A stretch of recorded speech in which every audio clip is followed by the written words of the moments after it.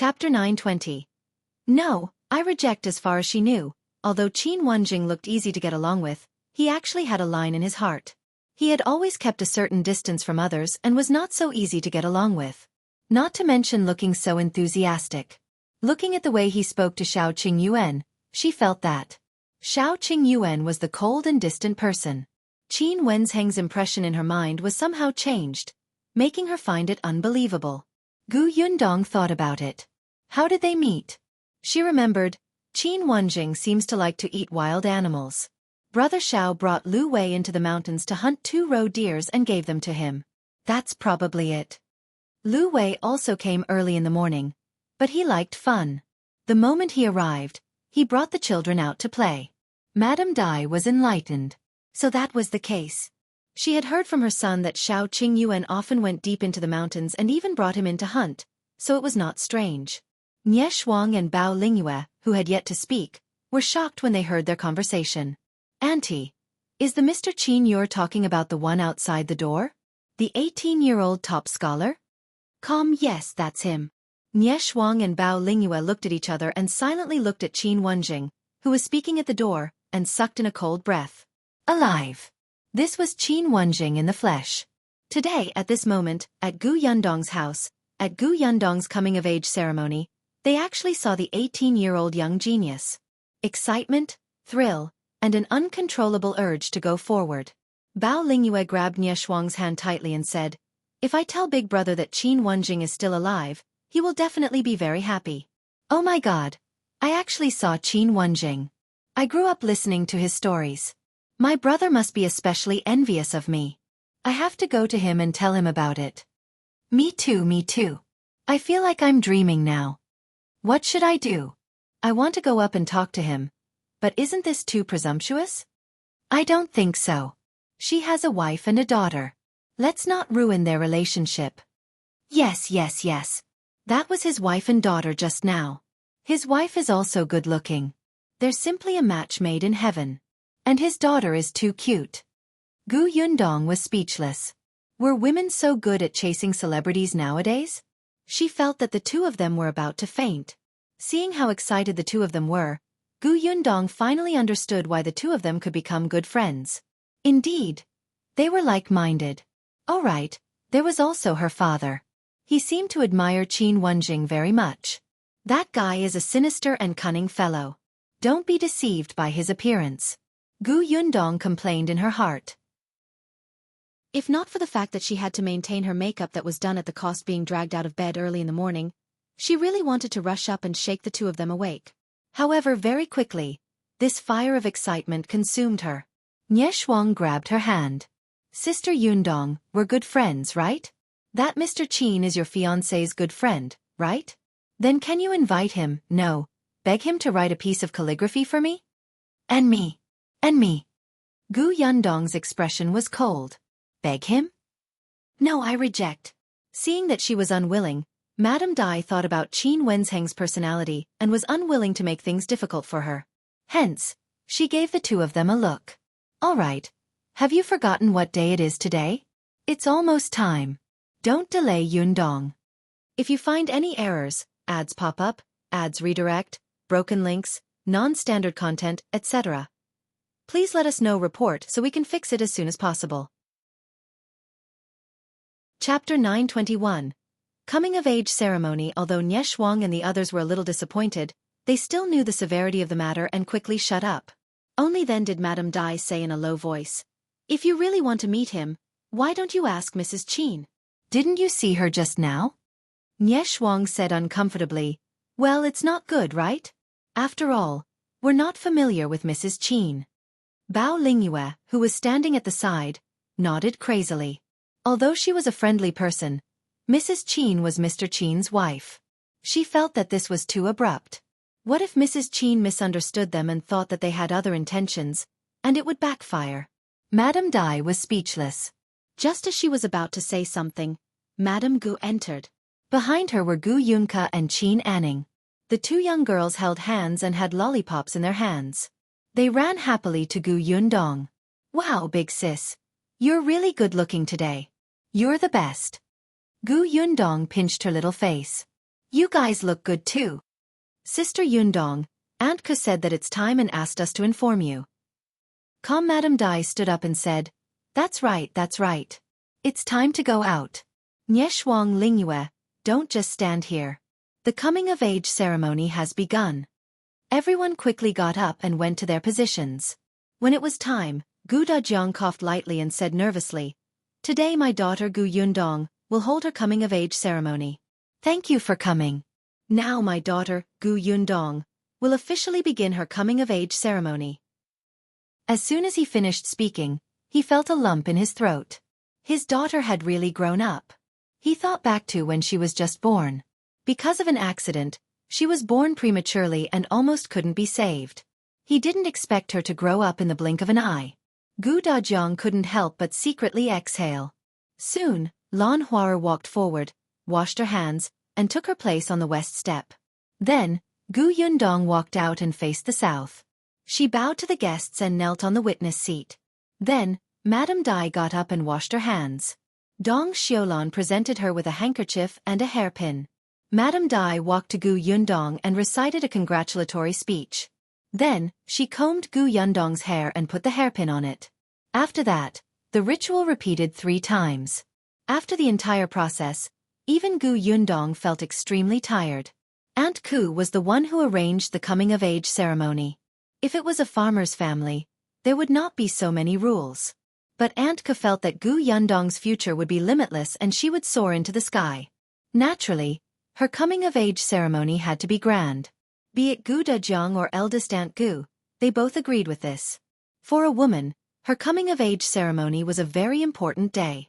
If the conditions allowed, she naturally could not treat it casually. After the ceremony, Gu Yundong finally heaved a sigh of relief. Then, she sent the guests off with Gu Dajiang and Madame Yang. When most of them had left, she returned to her room. After resting for a while, she changed into a simple dress again. Just as she was about to go out, a few familiar voices came from outside. She focused slightly and quickly distinguished the voices. This was Nye Shuang and Bao Lingyue talking. However, the two of them only passed by Gu Yundong's room and quickly left. Hearing them mention Qin Wenjing again, Gu Yundong raised her eyebrows. Could it be that they were really going to ask Qin Wenjing for his calligraphy? She couldn't help but laugh. Go for it, fangirls. If you find any errors, ads pop up, ads redirect, broken links, non-standard content, etc., please let us know report so we can fix it as soon as possible. Chapter 922. Don't do such a demeaning thing. However, while the fangirls were excited and their eyes were filled with desire, they did not dare to go forward and talk to Qin Wenjing, let alone ask him for calligraphy or paintings. The two of them could only hide in a corner and look in Qin Wenzheng's direction, muttering softly. When Lu Wei came over, he happened to see them putting their heads against each other, looking sneaky. Could these two people be plotting something? Were they trying to do something bad during Gu Yundong's coming-of-age ceremony? Lu Wei recalled the last time he went to the Wang family's banquet with his elder sister. Those women had put on a big show that made him gasp in amazement. He completely understood what it meant to scheme. His sister had told him that these women from the big families fought all day long and liked to make a fuss on such big days. Wasn't today Gu Yundong's big day? These two women said that they were Gu Yundong's friends, but he knew that Gu Yundong had never invited them. They had come uninvited. Lu Wei's expression instantly became serious. He quietly leaned toward them and listened. Then, he heard their nervous and suppressed voices. Master Qin is indeed a talented man. No wonder the late emperor wanted him to be a royal prince. I want to ask him for a piece of calligraphy. Really, I only want one. I have no regrets in this life. I don't dare to go forward. I don't dare either. It's not easy for me to meet him in person. Why can't I take a step forward? Lu Wei understood and immediately came to a realization. He knew that Qin Wenjing was very popular, especially among women.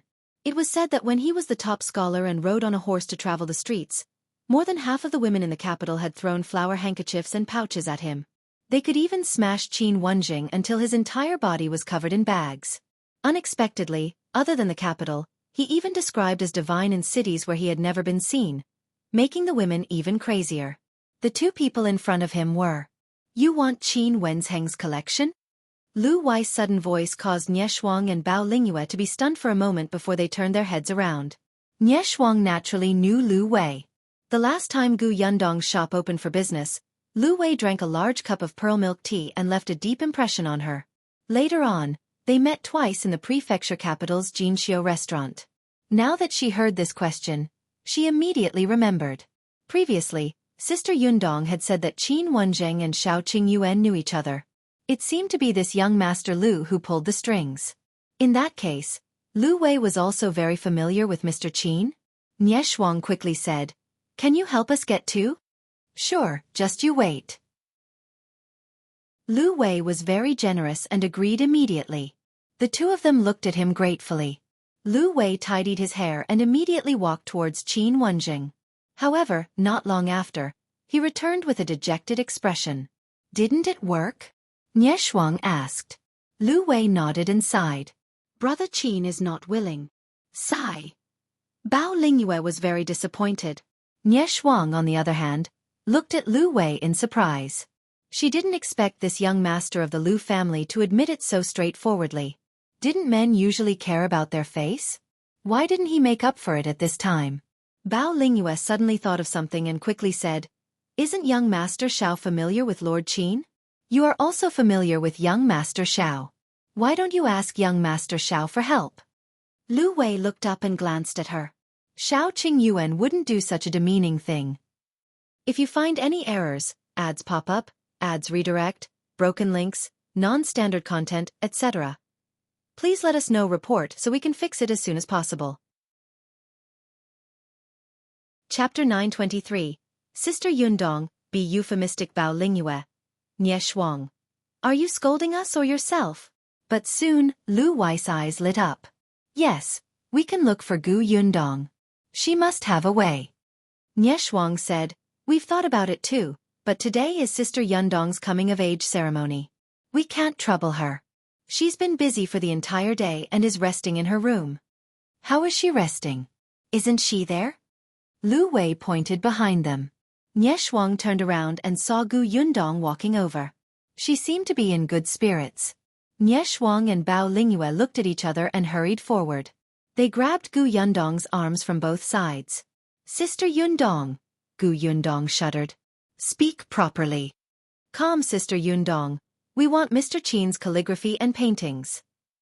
"Sister Yundong, go and look for Master Xiao. He will definitely listen to you and help, okay?" Gu Yundong was really afraid of them. All right, I'll go." She pulled her hand out forcefully, returned to her room, and came out with a brush, ink, paper and inkstone. Then, she walked towards Qin Wenzheng. Nie Shuang and Bao Lingyue were stunned and quickly said, "Sister Yundong, young Master Xiao is over there." Gu Yundong nodded. "I know, but didn't you want Qin Wenzheng's calligraphy?" But Gu Yundong quickened her pace and arrived in front of Qin Wenzheng in a few strides. "Master Qin, give me 2 pieces of calligraphy." Nie Shuang and Bao Lingyue. "Aren't you being too direct? Be tactful, be tactful. What if Mr. Qin gets angry?" Qin Wenzheng glanced at the brush and paper in her hand and snorted. Nie Shuang and Qin Shuang no longer held any hope. As expected, Mr. Qin was unhappy. "You still have the cheek to ask for my calligraphy? You should calculate how much you gave away yesterday. Your brother alone took 4 of my paintings, not to mention the other students. My entire study's calligraphy and paintings were ruined by you. If I wasn't magnanimous, I would have cut ties with you." Nie Shuang and Bao Lingyue? What did they hear? Gu Yundong resisted the urge to roll her eyes. He was magnanimous? He was clearly the one who schemed against her and did not dare to retaliate. Now, he was talking as if he was very noble. How shameless. It was as if she really cared about his calligraphy. Just as she was thinking, Madame Guest's voice came from the other side. "Husband, aren't we leaving?" Qin Wenzheng quickly replied, "Well, leave immediately. Wait for me for a moment." With that, he took the tray from Gu Yundong's hand and turned to walk to the table at the side. Then, he muttered as he wrote, "On account that today is your coming-of-age ceremony, I won't argue with you." Then he wrote down 2 lines of words, all of which were blessings for the good and healthy. After he finished writing, he blew on it and handed it to Gu Yundong. Take it. I'll go back first today. After taking a few steps, he stopped and turned around. By the way, I heard from your father that he plans to take the elementary scholar examination after the new year. I'll help you solve the problem of the elementary scholar endorsement. However, it's not convenient to eat and drink in the examination hall. When you have time, think about how to make something delicious for your father. Gu Yundong nodded. Thank you. Qin Wenjing left. Gu Yundong turned around with 2 pieces of calligraphy in her hand, and met the dumbfounded expressions of Nie Shuang and the others. You guys, what's wrong? If you find any errors, ads pop up, ads redirect, broken links, non-standard content, etc., please let us know. Report so we can fix it as soon as possible. Chapter 924. She lost. Nie Shuang swallowed his saliva and looked at Gu Yundong, then at the calligraphy in her hand. Then, she turned to look at the door. Qin Wenzheng's carriage was getting further and further away. Bao Lingyu's eyes were wide open as well. Even Madame Dai, who was standing at the side, had a look of astonishment on her face. She had heard what Qin Wenjing and Gu Yundong said just now and felt that it was unreal. Even when facing her master, Qin Wenjing was polite and steady. But when facing Gu Yundong, it was as if his composure did not exist at all. Be it his tone or expression, there was a hint of indulgence. It was as if she was his younger sister. He should take care of her and try his best to satisfy any requests. After a long time, Nie Shuang asked, Sister Yundong, are you very familiar with that Lord Qin? This familiarity was not like what they had guessed. It was not based on Shao Qingyuan, the middleman. Gu Yundong nodded naturally and asked, Will he come to my coming-of-age ceremony if he's not familiar with me? Nie Shuang and Bao Lingyue both covered their faces. That's right, that's right. How could they have overlooked this? If he only had a good relationship with Shao Qingyuan, even if Gu Yundong and Shao Qingyuan were engaged, Qin Wenjing would not have had to come personally to attend the coming-of-age ceremony. At most, he would have asked his wife, Madame Gu, to bring their daughter over. Only when he had dealings with Gu Yundong himself would he be so prudent to bring his family to her door. He did not leave immediately after the coming-of-age ceremony. Moreover, what did Mr. Qin say before he left? He said that she didn't have to worry about Gu Dajiang's exam. It was just that. This was a little different from what Nie Shuang and the others had imagined. They had clearly heard that Qin Wenjing was a rather cold and arrogant person, but they could not tell it all just now. That wasn't right either. When he rejected Lu Wei, he was very clean and cold. Gu Yundong did not know what they were thinking. If she could hear them, she would definitely despise them. Qin Wenjing? Arrogant? What did that have to do with anything? Nie Shuang felt a little regretful. If she had known that Gu Yundong and Qin Wenjing were so familiar, she would have taken the opportunity to say a few words to Qin Wenjing. At least her idol would know her. Bao Lingyue was still a little puzzled. Yundong, since you and Lord Qin are friends, then why did you two speak as if you were very resentful just now? Speaking of this, Gu Yundong started to hold a grudge. Because he just tricked me yesterday. Let me tell you, Qin Wenjing is indeed quite good-looking, but we can't judge people by their appearance. Some people are very... Before she could finish speaking, Nie Shuang suddenly exclaimed, He tricked you. Sister Yundong, you're already so smart, but Mr. Qin actually tricked you. As expected, a genius is indeed a genius. A man like Mr. Qin, who is not only handsome but also talented, is really rare in the world. That's right. He can trick Yundong. His brain is indeed very useful. Gu Yundong was speechless. Was that the main point? Was that it? Isn't your fan filter too strong? She wanted to say that Qin Wenjing was sinister and cunning. You two ignorant girls, don't be deceived by his appearance. In the end, you actually interpret sinister and cunning as talented and meticulous? She was the one who had lost. Goodbye. Gu Yundong stuffed the 2 pieces of calligraphy into their arms and returned to her room. She didn't want to talk.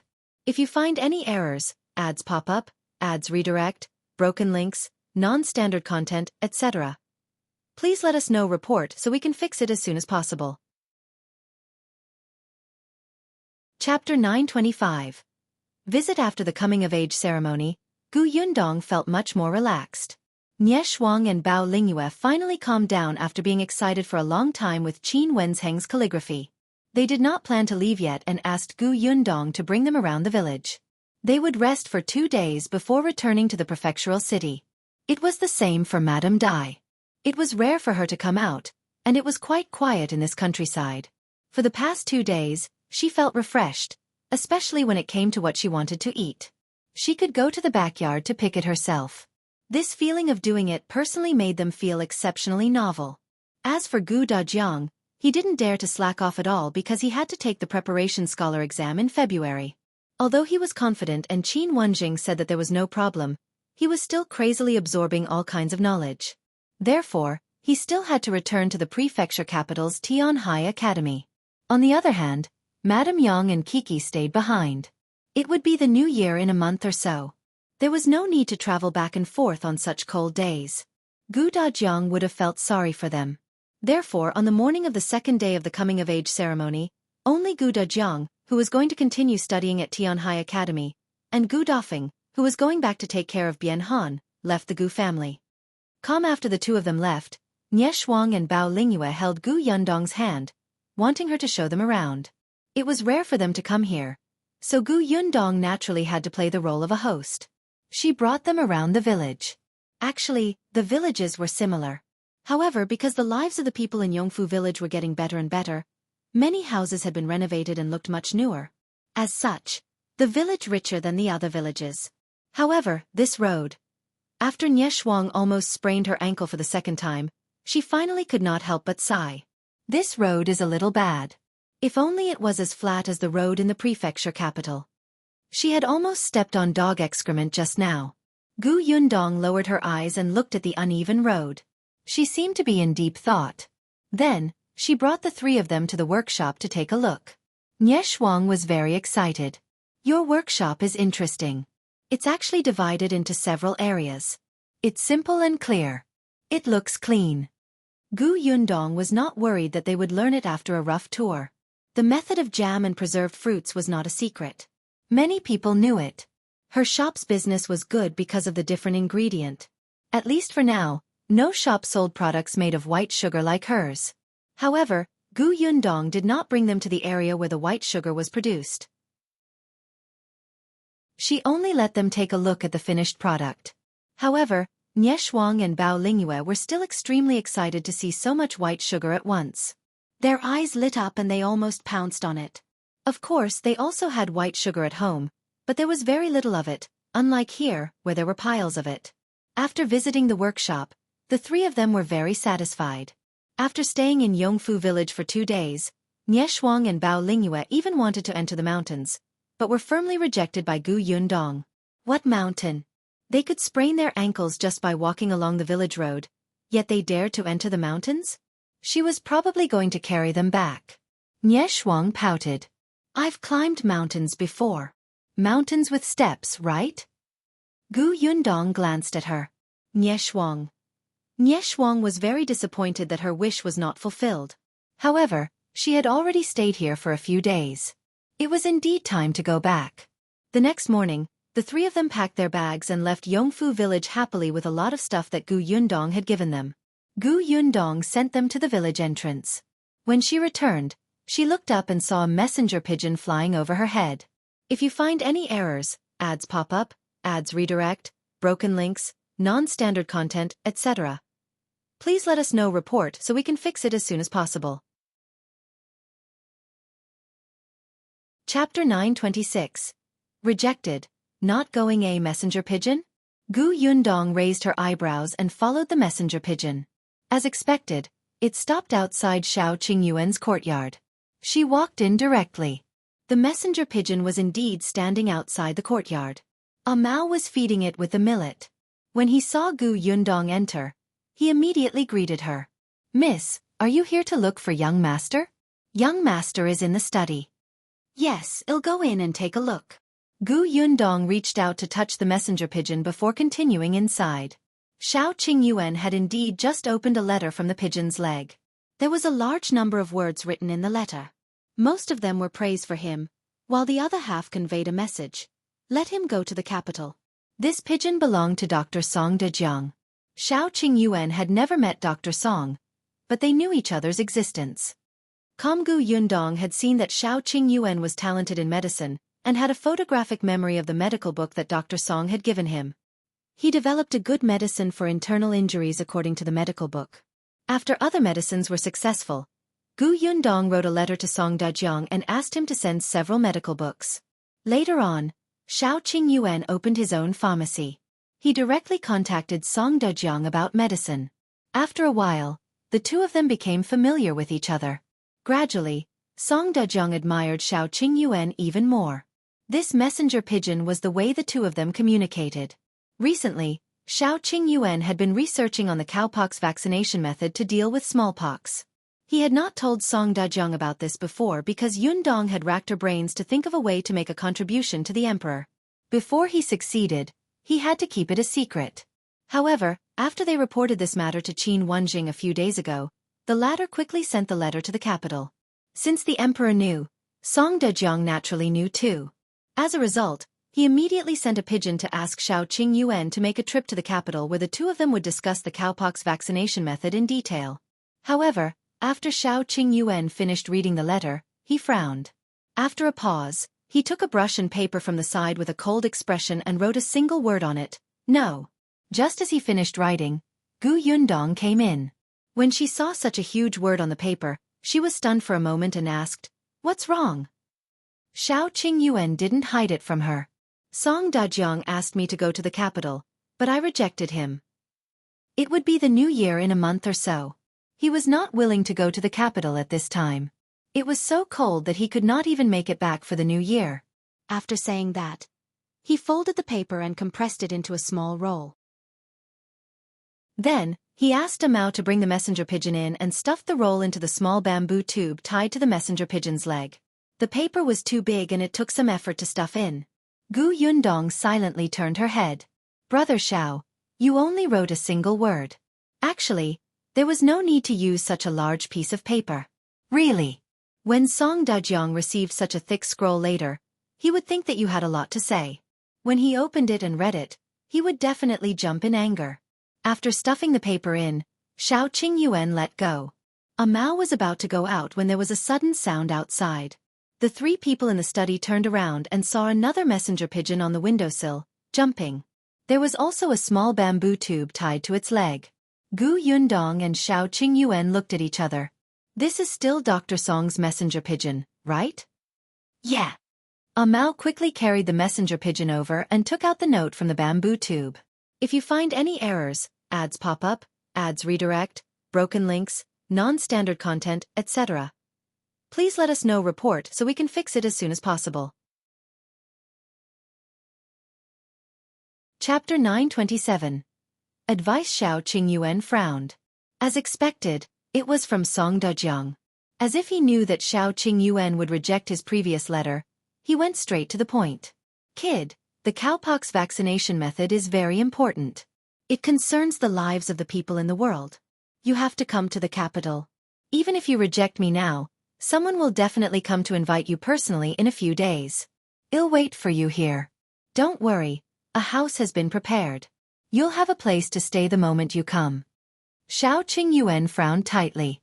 Indeed, one after another. He should have known that once the cowpox vaccination method reached the capital, he would not be able to stay out of it. Gu Yundong dragged Qin Wenjing out and whipped him again in her heart. If he had told them earlier that Xiao Qingyuan was not the third young master of the Tao family, they would not have revealed the cowpox vaccination method at this time. Perhaps when things became clearer, or when they had some ideas, they would send a pigeon to Song Dajiang and give him a headache. Both of them knew that Xiao Qingyuan's trip to the capital was inevitable. Gu Yundong was reluctant. "When are you leaving?" Xiao Qingyuan was even more unhappy. "Then let's wait for someone to invite us before leaving." Gu Yundong nodded. The two of them originally thought that this would take at least a few days. They did not expect that the next afternoon, Qin Wenjing would bring two guests to the Xiao family. Looking at the travel-worn appearance of the two of them, he knew that they must have rushed over. It seemed that the current emperor really valued this important discovery. That made sense. If it was confirmed that the cowpox vaccination method could prevent smallpox, it would be a political achievement for him. In the future, it would probably be a very heavy mark in history. Moreover, for the civilians and the royal family, smallpox was fatal. No one could do anything to it. Since ancient times, many royal princes had died from smallpox. Therefore, the emperor was very anxious. Not to mention that it was not the new year yet. Even on the first day of the new year, Xiao Qingyuan had to make a trip to the capital. Gu Yundong had no choice but to prepare Xiao Qingyuan's luggage. Gu Yundong did not know how long this trip would take. For a moment, she wanted to go with them. The atmosphere between the two of them was a little silent. Qin Wenjing couldn't help but touch his nose and say softly, "Don't worry, it definitely won't be long. Although it's a long way to the capital, hasn't Xiao Qingyuan already succeeded? As long as he explains what he knows clearly, those imperial physicians will be busy with the rest." Gu Yundong could not help but glare at him again. Then, she turned around and continued packing Xiao Qingyuan's things. She prepared a lot of food for him and reminded him worriedly, "When you're outside, don't eat anything random, especially those hard and stiff steamed buns. Don't eat them. It's not good for your stomach. Even in the wild, you should at least heat them with fire and eat them when they're hot." Xiao Qingyuan looked at her back and felt like his wife was helping him pack his things when he was going out. Hearing her voice, even his heart felt warm. "Also, you have to be careful. Bring your bow, arrow and dagger with you. Didn't you get some poison and knockout powder? Remember to keep it well. If you encounter someone with good martial arts, fight if you can. If you can't, use the poison. If the poison doesn't work, escape quickly. In short, your life is most important." Qin Wenjing couldn't stand it anymore. They were only going to the capital, not to participate in the martial arts conference. Shaking his head, he quickly left. "If you find any errors, ads pop up, ads redirect, broken links, non-standard content, etc. please let us know. Report so we can fix it as soon as possible." Chapter 928. Let's get married. As soon as Qin Wenjing left, Xiao Qingyuan went forward and hugged Gu Yundong from behind. "Don't worry, I'll take good care of myself. You too. Wait for me at home. If you encounter anything that you can't resolve, look for Qin Wenjing. I'll take care of myself and come back as soon as possible. Also, the capital is big and has many good things. I'll also ask around to see if there's any news of by Musi." Gu Yundong lowered her head slightly and hummed. "There are many high-ranking officials and nobles in the capital, and the waters are very deep.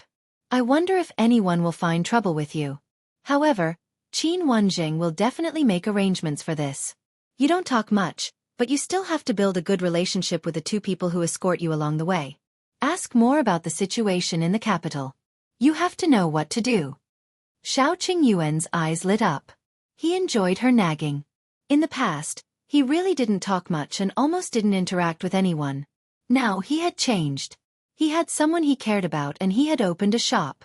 As long as he was willing, basic socializing weren't difficult for him. Also, Gu Yundong suddenly became fierce as she spoke. "I heard that the women in the capital are very bold. When they meet a good-looking man, they can't help but give him a pouch or a handkerchief. There are also those who are shrewish and snatch others. You have to protect yourself, understand? You're not allowed to flirt with anyone." Qin Wenjing was an example. How popular was he back then? It was said that he even had a few bumps because of the pouches that were thrown at him. In her heart, Xiao Qingyuan was much more handsome than Qin Wenjing and was very eye-catching. Xiao Qingyuan turned her around, held her face, and kissed her heavily. His eyes were filled with smiles. "Okay." Gu Yundong pursed her lips and could not help but laugh. By the time he was done packing, Xiao Qingyuan had 2 big bags. He did not know what Gu Yundong had stuffed into them, but they were bulging. One could tell that it was a lot. Gu Yundong thought that it was too little. It was a pity that he did not have a spatial storage. Otherwise, she would not have to work so hard. After everything was prepared, the few of them rested in the Xiao house for the night. The next morning, Xiao Qingyuan brought a Mao and left with the people from the capital. The Gu and Zheng families had woken up early to send him off. Even Kiki was rubbing her eyes in Madame Yang's arms. She waved at Xiao Qingyuan and said in a childish voice, "Brother Xiao, have a safe trip. Kiki will miss you." Xiao Qingyuan nodded and scanned everyone's faces. Finally, His eyes landed on Gu Yundong. "I'll be back as soon as possible." Gu Yundong nodded. Xiao Qingyuan took a deep breath and did not say anything else. He led the horse to the entrance of the village. The rest of the Gu family sent them off at the entrance, but Gu Yundong walked a few more steps and only stopped at the village entrance. Seeing that Xiao Qingyuan was about to mount his horse, she suddenly said, "Wait." Xiao Qingyuan was stunned and came back. "What's wrong?" Gu Yundong looked behind him. Mao was a sensible person. The other two also understood and immediately retreated a distance, leaving them alone. However, one of them reminded him, "Young Master Xiao, make it short. We have to set off as soon as possible." Xiao Qingyuan nodded. "Got it." After the three of them were far away, Gu Yundong took a deep breath and looked up at him with a smile. "When you come back from the capital, we'll get married." Xiao Qingyuan widened his eyes and looked at her in disbelief. What did you just say?" If you find any errors, ads pop up, ads redirect, broken links, non-standard content, etc., please let us know report so we can fix it as soon as possible. Chapter 929. Something's wrong. Gu Yundong pursed her lips and repeated, "When you come back, we'll get married." "All right." Xiao Qingyuan's eyes seemed to be emitting light. It was so intense that it almost swallowed Gu Yundong. He reached out and hugged her tightly. "This is what you said. Don't go back on your word. I'll come back as soon as possible." "Okay, be careful." Mao, who was far away, widened his eyes. Quickly split up. It was fine if they were hugging at home, but this was outside, and it was in the village. There were people coming and going at the entrance of the village. You would probably be drowned by saliva. He quickly turned his head to look left and right. Fortunately, other than the two guards beside him, no one else passed by. However, the two guards were also shocked. Xiao Qingyuan and Gu Yundong quickly separated. He no longer hesitated and suddenly turned around to jump on the horse. "Let's go." Calm after saying that, he shook the reins first and the horse raised its hooves and rushed out. The three people behind him were stunned and hurriedly got on their horses to chase after him. Why was he suddenly so eager to leave? Wasn't he reluctant to leave just now? Gu Yundong was still standing at the entrance of the village, watching the few of them walk further and further away until they completely disappeared. After a long time, there were already villagers walking back and forth around her. They even greeted her. Only then did Gu Yundong move her stiff body and turn to walk into the village. She was still not used to returning to the Gu house. A few days ago, there were still many people at home. Father, eldest aunt, Madame Dai, and the others had all left. Even Brother Xiao had gone to the capital. Gu Yundong suddenly felt empty and uncomfortable. Big Black limped out and rubbed against her calf. Gu Yundong reached out and patted its head. "You're quite energetic now. You're wild every day. But you have to stay at home for the next period of time. Brother Xiao has gone to the capital, and no one will bring you into the mountains to play." Big Black wasn't used to coming to Yongfu village at first. Even after its leg was cured, it still looked tired all day. Later, Xiao Qingyuan saw that it had completely recovered, so he led it into the mountain. After returning, it was very excited and wanted to run into the mountains every other day. Xiao Qingyuan didn't have that much time and could only bring it there occasionally. However, Big Black slowly adapted to life in the Gu family. In addition, the Gu family's food was good. Yunshu and Yuanji liked it very much. They would leave a portion of delicious food for it and take it out for a walk at night. Big Black was limping now, but its fur was black and shiny, and its eyes were sharper. It looked very energetic. Big Black seemed to understand Gu Yundong's words. It made a whimpering sound, but no one knew if it was sad or regretful. Gu Yundong smiled and led it into the house. After Xiao Qingyuan left, Gu Yundong was really depressed for 2 days. She felt that something was wrong. In the past, when she wanted to talk to him, it was as if she could see him the moment she turned around. He was almost everywhere. Now, it took her a while to realize that he had gone to the capital. He was probably still on the way, right? Gu Yundong patted her face and did not think about him for the time being. She had her own things to do, which were also important. Early that morning, Gu Yundong put on her clothes and cloak and strode towards the village chief Chen Liang's house. If you find any errors, ads pop up, ads redirect, broken links, non-standard content, etc., please let us know. Report so we can fix it as soon as possible. Chapter 930. Buying land and building roads. The weather was cold and there was nothing to do in the fields. Chen Liang did not want to go out either. Now that Niu Dan was going to the county city to study on the Gu family's carriage, there was no need for him to wake up early in the morning to take him to school. This made him feel much more relaxed. When Gu Yundong came in, he was warming himself in front of the brazier and talking to Madame Zhou, who was doing needlework. Hearing the sound, Madame Zhou hurriedly stood up and came out to welcome her. Yundong, why are you here at this time? Come in quickly. It's cold outside. Come and warm yourself by the fire. Gu Yundong smiled and sat opposite Chen Liang.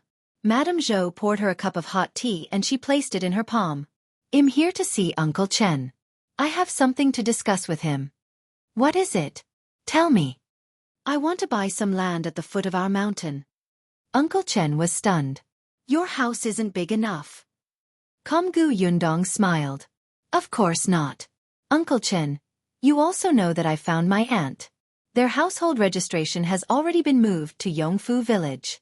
It's just that they came late, unlike back then when we could directly be given land. So if we want to build a house, we have to buy some land, right? Chen Liang nodded. That's true. There's also my uncle. Although I haven't found him, I want to buy some land first. It'll be convenient for us to be neighbors in the future. Oh right, Shen Citian wants to buy a piece too. The land she wants is next door to the Zhang family's house. It's not very big. Shen Citian made a few large embroidery pieces and Gu Yundong brought them to the prefectural city to sell. Their price was quite beautiful. Hence, she had some savings now. She had the money to build a house. Gu Yundong was worried about her living alone, but that did not stop her from buying the land first. Chen Liang was speechless. Why did she buy so much in one go? When did the foot of the mountain become so popular? He swallowed and nodded silently. Sure. Gu Yundong looked at him with a smile. Chen Liang acted quickly. In the afternoon, he went to the government office to settle the matter and gave Gu Yundong the title deeds. If you find any errors, ads pop up, ads redirect, broken links, non-standard content, etc., please let us know. Report so we can fix it as soon as possible. Chapter 931. Chen Liang is excited currently. There were two paths from the entrance of Yongfu village, but they were not wide. In particular, there was a stretch of road that was especially difficult to travel on.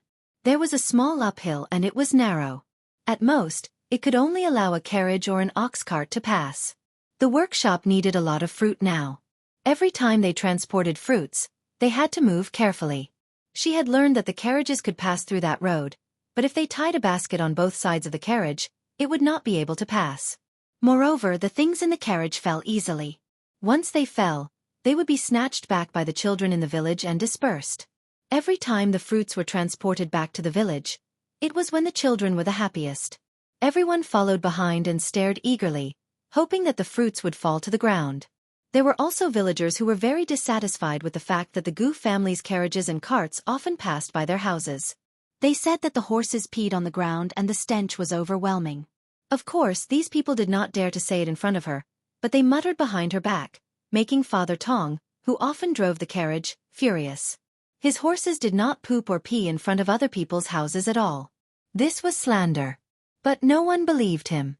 So even if Gu Yundong wanted to build this road, there was nothing she could do. She could not tear down someone else's house and widen the road, right? Chen Liang also felt that it made sense. He nodded and said, "It's indeed not suitable. If you build the road from the Gu family's workshop to the village, how do you plan to do it?" Chen Liang asked. Gu Yundong had considered this and discussed it with Tong Ping and the others. The Gu family's workshop is also at the foot of the mountain. I want to build it straight. However, in this case, we either have to pass through two fields or pass through the He family's backyard. I'm wondering if I can negotiate with the He family.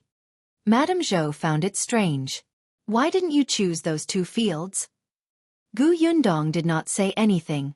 Chen Liang glanced at her and said, "Think about who owns those 2 plots of land." "The Li family." "That's right." Compared to the Li family, who had a grudge against Xiao Qingyuan, the He family was naturally the more suitable choice. Most importantly, the He family was poor. Their house was quite dilapidated, and there were not many fruits and vegetables planted in the courtyard. If she were to offer appropriate compensation, the other party might agree. As far as Madame Zhou knew, the He family was still relatively easy to talk to. If a road was built at their door, it would be extremely convenient for their family. Chen Liang took a sip of tea and nodded after a moment of silence. "All right, I'll talk to the He family. Although you said that the road is built for the convenience of the Gu family's workshop, it's also a great kindness to the village. It's beneficial to Yongfu village. The village has to come up with some rules. When this road was built, it would be convenient for the Gu family. However, the days in Yongfu village were getting better and better. In the future, there would definitely be more and more families with carriages and ox carts. Even Chen Liang had been thinking of buying a mule cart some time ago. If he bought it later, he would definitely have to take the main road to make it convenient. Chen Liang was very excited as he thought about it. Constructing a road? Yongfu village was about to have its own road. When he was the village chief, he was really too excited to be able to facilitate such a big event for the village. How about this? In the afternoon, I'll discuss with 6th grandfather and the others to see how to deal with this matter. You come too, and everyone will come up with ideas. Also, building the road is a huge matter. After we've discussed it, I still have to go to town and talk to the mayor." Gu Yundong nodded. "Of course. You can't just build a road so rashly." Chen Liang paused and suddenly remembered that she had bought several foundations yesterday. If you find any errors, ads pop up, ads redirect, broken links, non-standard content, etc., please let us know report so we can fix it as soon as possible.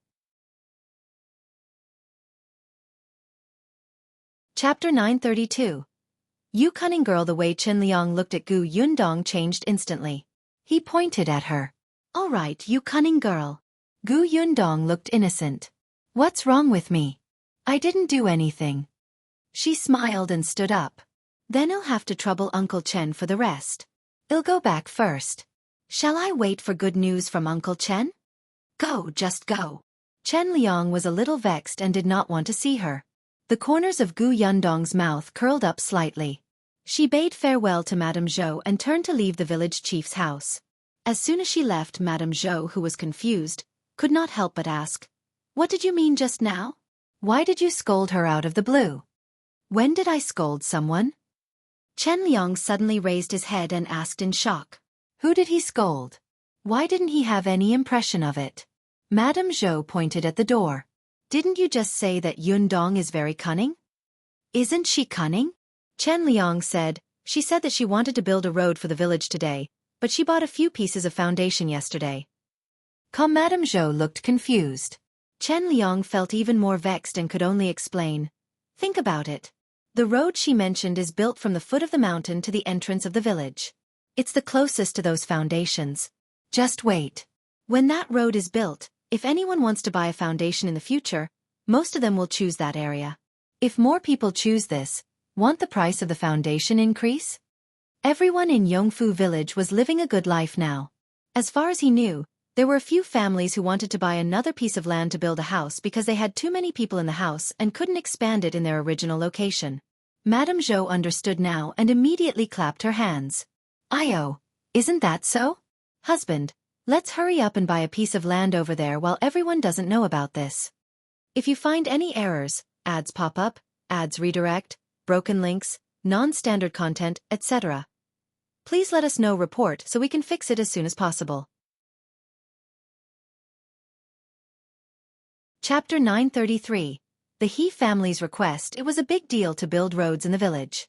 Chen Liang was the village chief, but he had to discuss it with the respected elders in the village. Other than the 6th grandfather, there were also a few families with great seniors. Everyone sat down and discussed this matter. When they heard that they were going to build a road for the village, these elders were all excited. There was nothing they did not agree to. Even if there were difficulties, it was fine. He just had to overcome them. The Gu family had already given them so much convenience. They could solve all the other small problems. Everyone reached an agreement without any objections. When Chen Liang came out of the sixth grandfather's house, his face was slightly red. Without delay, he went to the He family's house again. The He family did not have a strong presence in Yongfu village because of their remote position. Although it was not at the foot of the mountain, it was at the edge. There was a large field behind the house, so it was inconvenient to go out. There were a total of 4 members of the He family. He Shanchuan and his wife had a few-year-old son and a mother. Mother He was not in good health. She could only lie in bed for 2/3 of the year, especially when the weather was too hot or cold. She took medicine all year round, so the He family could not save money. Mrs. He could only stay at home to take care of her child and mother-in-law. Then, she would clean up at home, plant some vegetables, and do some embroidery work. Only He Shanchuan was busy with the work in the field. The family was diligent and managed to make ends meet, but they were really poor. When Chen Liang came to explain the situation to the He family was stunned. Was he going to tear down their courtyard? Chen Liang was afraid that they would misunderstand, so he hurriedly said, "Of course, it's not for free. The village will definitely compensate you. You can think about it carefully and see what you need. If it can be done, the village will definitely satisfy you. If it can't, well, think of another way." Chen Liang had discussed with the elders that it was only right for the village to provide the compensation that the He family needed. He Shanchuan's family fell silent. Chen Liang looked at the head of the family and said, "We also know that you can't bear to part with it. It's a pity to tear down this courtyard. However, it's a big matter in the village after all. I also hope that this road can be built. When the time comes, it'll be convenient for your family to go out. Of course I won't force you. If you're really unwilling, we can expand the field to the side." "I agree." As soon as Chen Liang finished speaking, He Shanchuan looked up. The rest of the He family looked at him in surprise. Chen Liang's face immediately lit up. "You're really willing? Then, what compensation do you want?" "I want a foundation at the foot of the mountain, Mr. He said." Chen Liang was speechless. He looked at him strangely. He did not expect the guy to make such a request. "I don't need it to be too big. Just twice as big as this courtyard will be enough." Since it was compensation, this request was not too much. However, Chen Liang was a little curious. "What do you want that foundation for? Your family has money to build a house now?" "No, but I can circle it out and plant some vegetables first. When there's money, I'll build it." Chen Liang thought about it and agreed. "All right, I'll bring you the title deed later." After the He family was done, Chen Liang left. He then went to the Gu house and told Gu Yundong about He Shanchuan's request. Gu Yundong was also a little surprised. She had no impression of the He family or He Shanchuan. If she had not encountered this incident during the road construction and specially asked Tong En, she would not have known that there was such a family in Yongfu village. If you find any errors, ads pop up, ads redirect, broken links, non-standard content, etc., please let us know. Report so we can fix it as soon as possible. Chapter 934. The Gu family's benevolence. However, He Shanchuan's request was not too much. Chen Liang had already settled the only difficult matter. Next he could start building the road. The next day, Chen Liang banged on the gong and drum, gathering everyone in the village to the grain sunning field. He stood on the steps and faced the curious and confused gazes of the villagers. He coughed lightly and said, "I've gathered everyone here today to announce something." "What's the matter? It's so early in the morning. I'm freezing to death." Chen Liang glared at that person and said, "Of course it's a good thing. If you're unwilling, go back and warm yourself up." "I was just joking. Uncle, don't mind me." That person quickly changed his face. When he heard that it was a good thing, he immediately became excited and did not feel cold anymore. He urged him, "What good thing? Uncle, quickly tell me." Everyone quickly let him speak. Moreover, they realized that not only was Chen Liang, the village chief, present, but even the sixth grandfather and the other elders were present. This was strange. What kind of good thing was it that even they, who usually did not like to go out, were here? Chen Liang looked around and said loudly, Our village is going to build a road. What, build a road? The audience instantly buzzed and started whispering to each other. Someone could not help but ask, Village Chief, what's going on with this road construction? Is the government doing it for our village? Who's paying? That's right. Do we have to send one person to work from each family? Is there any salary? I won't go without a salary. We have a lot of work to do. Everyone had different thoughts. In this day and age, when it came to building bridges, roads, and dams, the first thing they thought of was forced labor. The late emperor was muddle-headed and tyrannical. The people who suffered were the commoners. The current county magistrate was not bad, but the previous county magistrate was not a good person. Many people in their village died from exhaustion during forced labor. Therefore, everyone was very resistant to building roads. Chen Liang saw that the villagers' thoughts were all crooked and hurriedly said, Everyone, calm down first. This road is not ordered by the government. It's the Gu family's benevolence. They paid to build a road for our village. The grain-sunning field was indeed silent. Everyone looked at Gu Yundong, who was standing not far from the village chief, in disbelief. The Gu family was going to pay for it? Everyone's eyes lit up.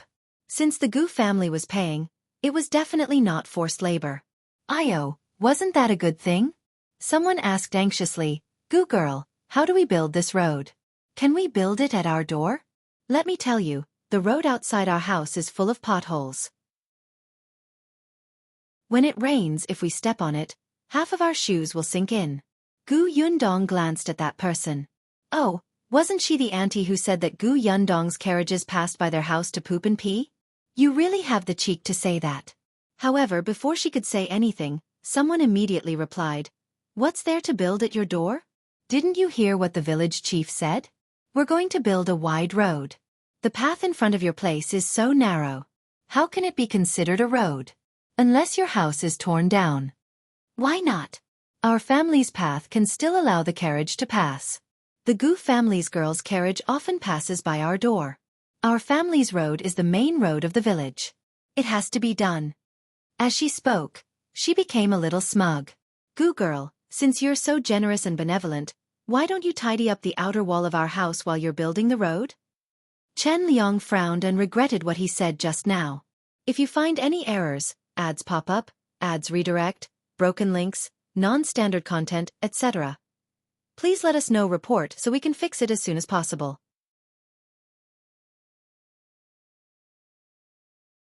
Chapter 935. No, Unrighteous. Gu Yundong and Chen Liang looked at each other before walking up the stairs. The moment she went up, it was instantly quiet below. Then, everybody heard her clear voice. The road I want to build is indeed a main road. At the very least, it can accommodate 2 carriages to pass through at the same time. Therefore, it won't be fixed on the original road. It will be a new one from the foot of the mountain to the village entrance. Everyone was stunned. A new one? Someone was dissatisfied. The road from the foot of the mountain to the entrance of the village had nothing to do with them. They didn't pass by there when they left the village. Some people quickly realized that the Gu family's house was at the foot of the mountain. Wasn't this convenient for her family? What kind of benevolence was this? Gu Yundong listened to them. On the other hand, Chen Liang's forehead was covered in sweat. Damn it. He had been too full of himself just now. Unintentionally, he had set up a trap the Gu girl.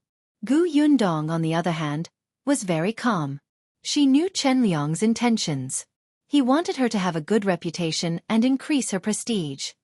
Calm Gu Yundong appreciated Chen Liang's kindness, but her thoughts were different from Chen Liang's. She did not need such prestige. In fact, such a reputation was a burden to her. Others would think that she had done a good deed and accept it as a matter of course. In the future, they would use other things to kidnap her morally. It was better to make everything clear. In any case, those who were smart would naturally be grateful to her when they experienced the benefits of the main road in the future. Those who wanted to take advantage of you and felt that you had not given them enough benefits would only push their luck and use your benevolence label to restrain you. Once you were a little unbenevolent, it would be wrong. Hence, she made it very clear. Since I'm the one paying to build the road, I'll naturally decide where it will be built. If I pay and work to build the road myself, and someone says that my horse shouldn't take that road and dirty the road, then I'm probably a fool, right? Someone laughed out loud. Many people knew who she was referring to. The woman who had been clamoring just now was furious, but she really did not dare to argue with her in front of Gu Yundong. After all, Gu Yundong's brutal manner of attacking without any explanation was too memorable. Gu Yundong continued, "I'm not afraid to make it clear. This road is built to make it more convenient to travel. Of course, I won't stop everyone from walking just because I paid to build the road. If everyone feels that it's more convenient to walk on the main road, then take the main road. If you feel that it's not time-consuming to walk on the small road, then take the small road. It's just an additional road that will make it more convenient for everyone to drive ox carts, donkey carts, and carriages in the future." Someone thought, "Hey, isn't that so? Our family is planning to buy an ox recently. It will definitely be comfortable to drag the cart on the main road in the future." That's true. In the past, when we were pulling the cart to transport food, we kept bumping obstacles on the village road. It was too strenuous. Then when I go to the foot of the mountain to pick up firewood in the future, won't I be able to carry it directly to the village entrance from the main road? Yundong, is the main road straight? Will it take many turns? Gu Yundong replied with a smile, "No, it's just a straight road."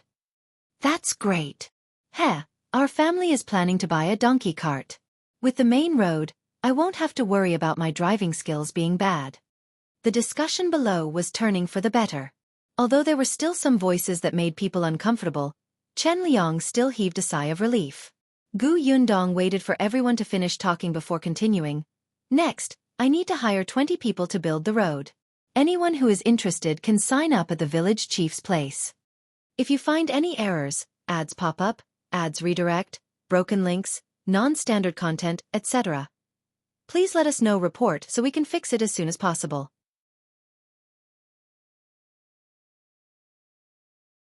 Chapter 936. A letter hire? That was money. This was the real benefit that could be seen in front of him. Soon, the dissatisfied voices disappeared. Even the auntie who had been against Gu Yundong from the beginning immediately wanted to sign up for her son. She could not wait to ask, "How much is the salary for a day?" However, Chen Liang also had a temper. She was the one who opposed most just now.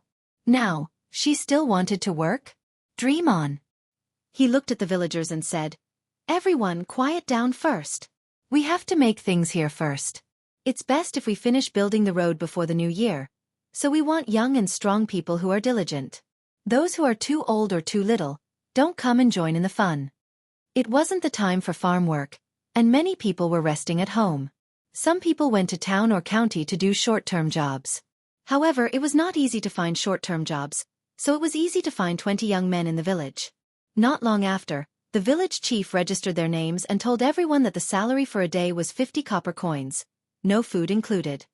Calm everyone, work hard. The Gu family isn't the only one who can take this road. Everyone in our village can take it. This is a road built for ourselves, so everyone has to perk up and build this road for me. Do you hear me? I hear you. Don't worry, village chief. We definitely won't be slacking. That's right, that's right. Our village is getting better and better. In the future, there will definitely be more and more ox carts. Everyone can use this road. Seeing that everyone had such an understanding, Chen Liang was relieved. He brought these 20 people to take a look at the positions and choose the leader. Unfortunately, Feng Danning was not around. He was still renovating the houses in the prefectural city. Otherwise, it would be best for him to take the lead. However, there was also an experienced master who was good at building roads. It was the same for him to lead the way. Among these 20 people was He Shanchuan from the He family. There was nothing to do now. He Shanchuan originally wanted to enter the city to find work, but now that there was a job in the village, he did not have to make an extra trip. Gu Yundong did not care much about what happened next.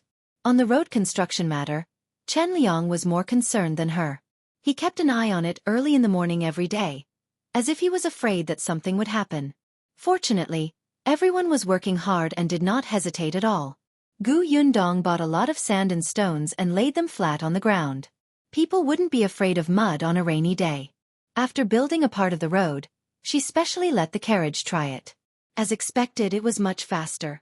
After building the road for more than 20 days, It was almost done. At this moment, Gu Yundong received Xiao Qingyuan's letter. This letter was to inform her that he was safe. Xiao Qingyuan said that he had arrived in the capital and met Song Dajiang. The entire journey was safe. He ate and slept well. He remembered her words firmly in his heart without any illness or pain. Gu Yundong wanted to laugh when she read this, but the longing in her heart also spread. He had arrived in the capital so quickly, which meant that he must have been traveling at full speed. After reading the letter, she immediately picked up her brush and replied to him.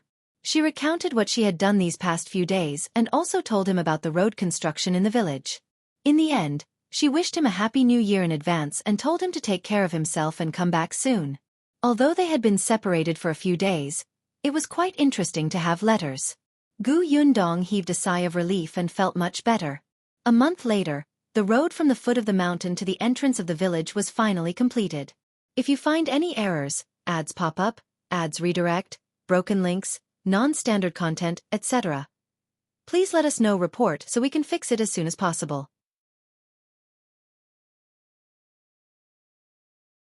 Chapter 937. Envious. Everyone in Yongfu village was overjoyed. No matter what, this was a road that belonged to their Yongfu village and could allow 2 carriages to pass. This road was built before the new year.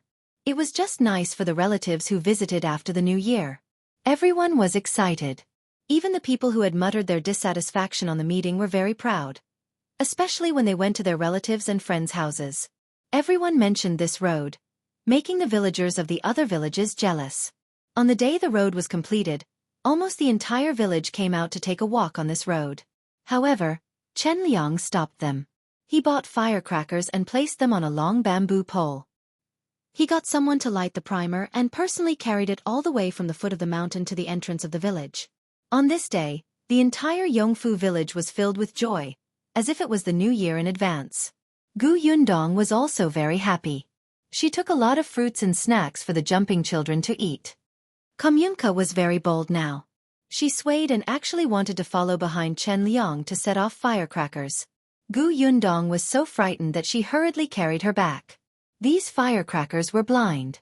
It would not be good if a child was injured. Many people from the neighboring village came to experience this main road. Even the workshop was suspended for 2 hours.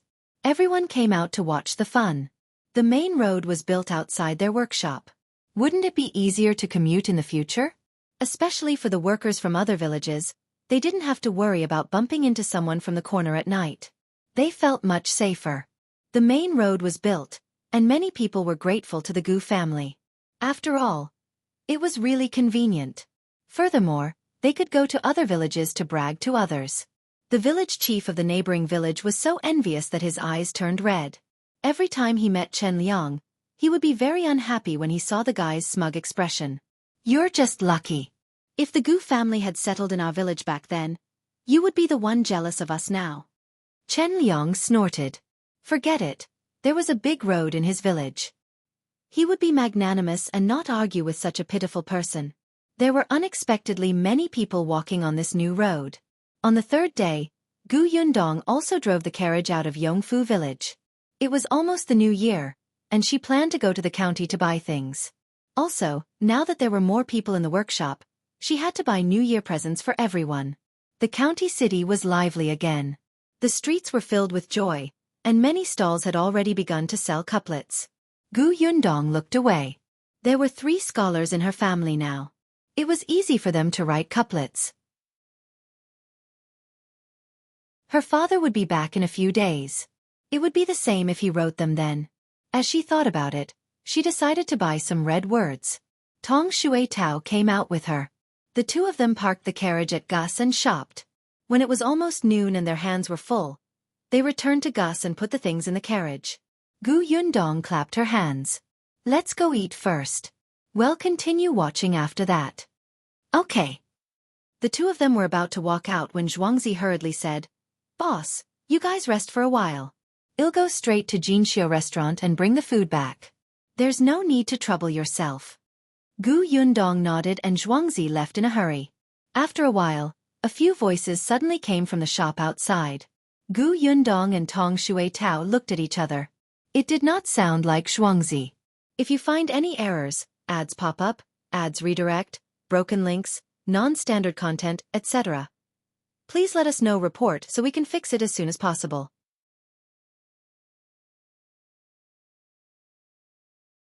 Chapter 938. Embezzlement? Gu Yundong lifted the curtains separating the shop and looked out. It was indeed not Suangzi's voice. At this moment, in the shop, other than the shop assistant, Chen Jinkai, there were two people standing in front of him. A man and a woman. Oh, and two familiar faces at that. Gu Yundong, who was about to go out, stopped in her tracks and looked at the situation in the shop silently. This man and woman were Chen Yulan and Wu Chong.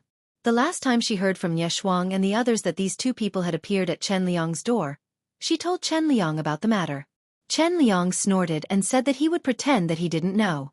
After that, she didn't hear any news of the two of them going to the Chen family. She didn't expect them to come to Gus. Chen Yulan had a smile on her face. She looked at Chen Jinkai ingratiatingly. Brother. Chen Jinkai frowned. Why are you still here?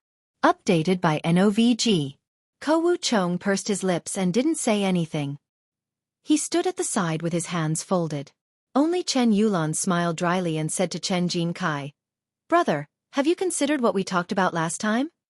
Consider. Chen Jinkai sneered. He felt that it was unbelievable.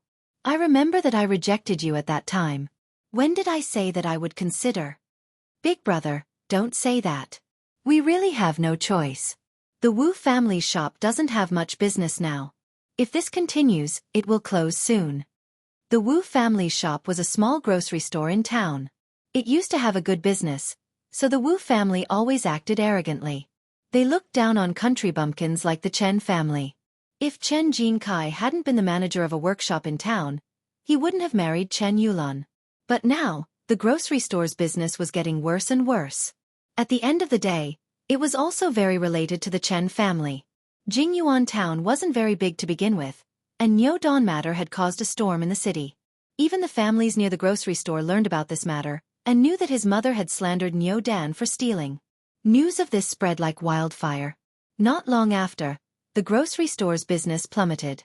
Many people said that they did not dare to enter the shop to buy things, afraid that they would be slandered as thieves. As it happened, a few days ago, there was another grocery store that opened opposite Wu's. That family was good at doing business.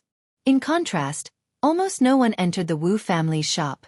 During this period of time, the Wu family had been eating their old money. They did not have any income from the shop, and the entire family was very worried. Then, they started to complain to each other. The house was in chaos every day. At this moment, Chen Yulan thought of the Chen family. Brother, please help us. There are no shops in town who sell this kind of white sugar. If we get first place, our business will definitely improve. When the grocery store survives the crisis, we will definitely visit you personally to thank you, okay? Chen Jinkai sneered. Everyone is limited to 5 caddies of white sugar a day at Gus. As long as you take the money, I can sell it to you. Chen Yulan's face stiffened. Brother, are you kidding me? How can 5 caddies be enough? Besides, the white sugar in your shop is too expensive. Can you sell it to us at a cheaper price? 50. 30 caddies a day? I'll buy some delicious food for sister-in-law and nephew later, okay? Chen Jinkai was so angry that he was about to laugh. Okay, my ass. You have a good plan. 15 kilograms a day, and you want it to be cheaper? How are you so capable? Are you asking me to embezzle the goods in the shop? If you find any errors, ads pop up, ads redirect, broken links, non-standard content, etc., please let us know report so we can fix it as soon as possible.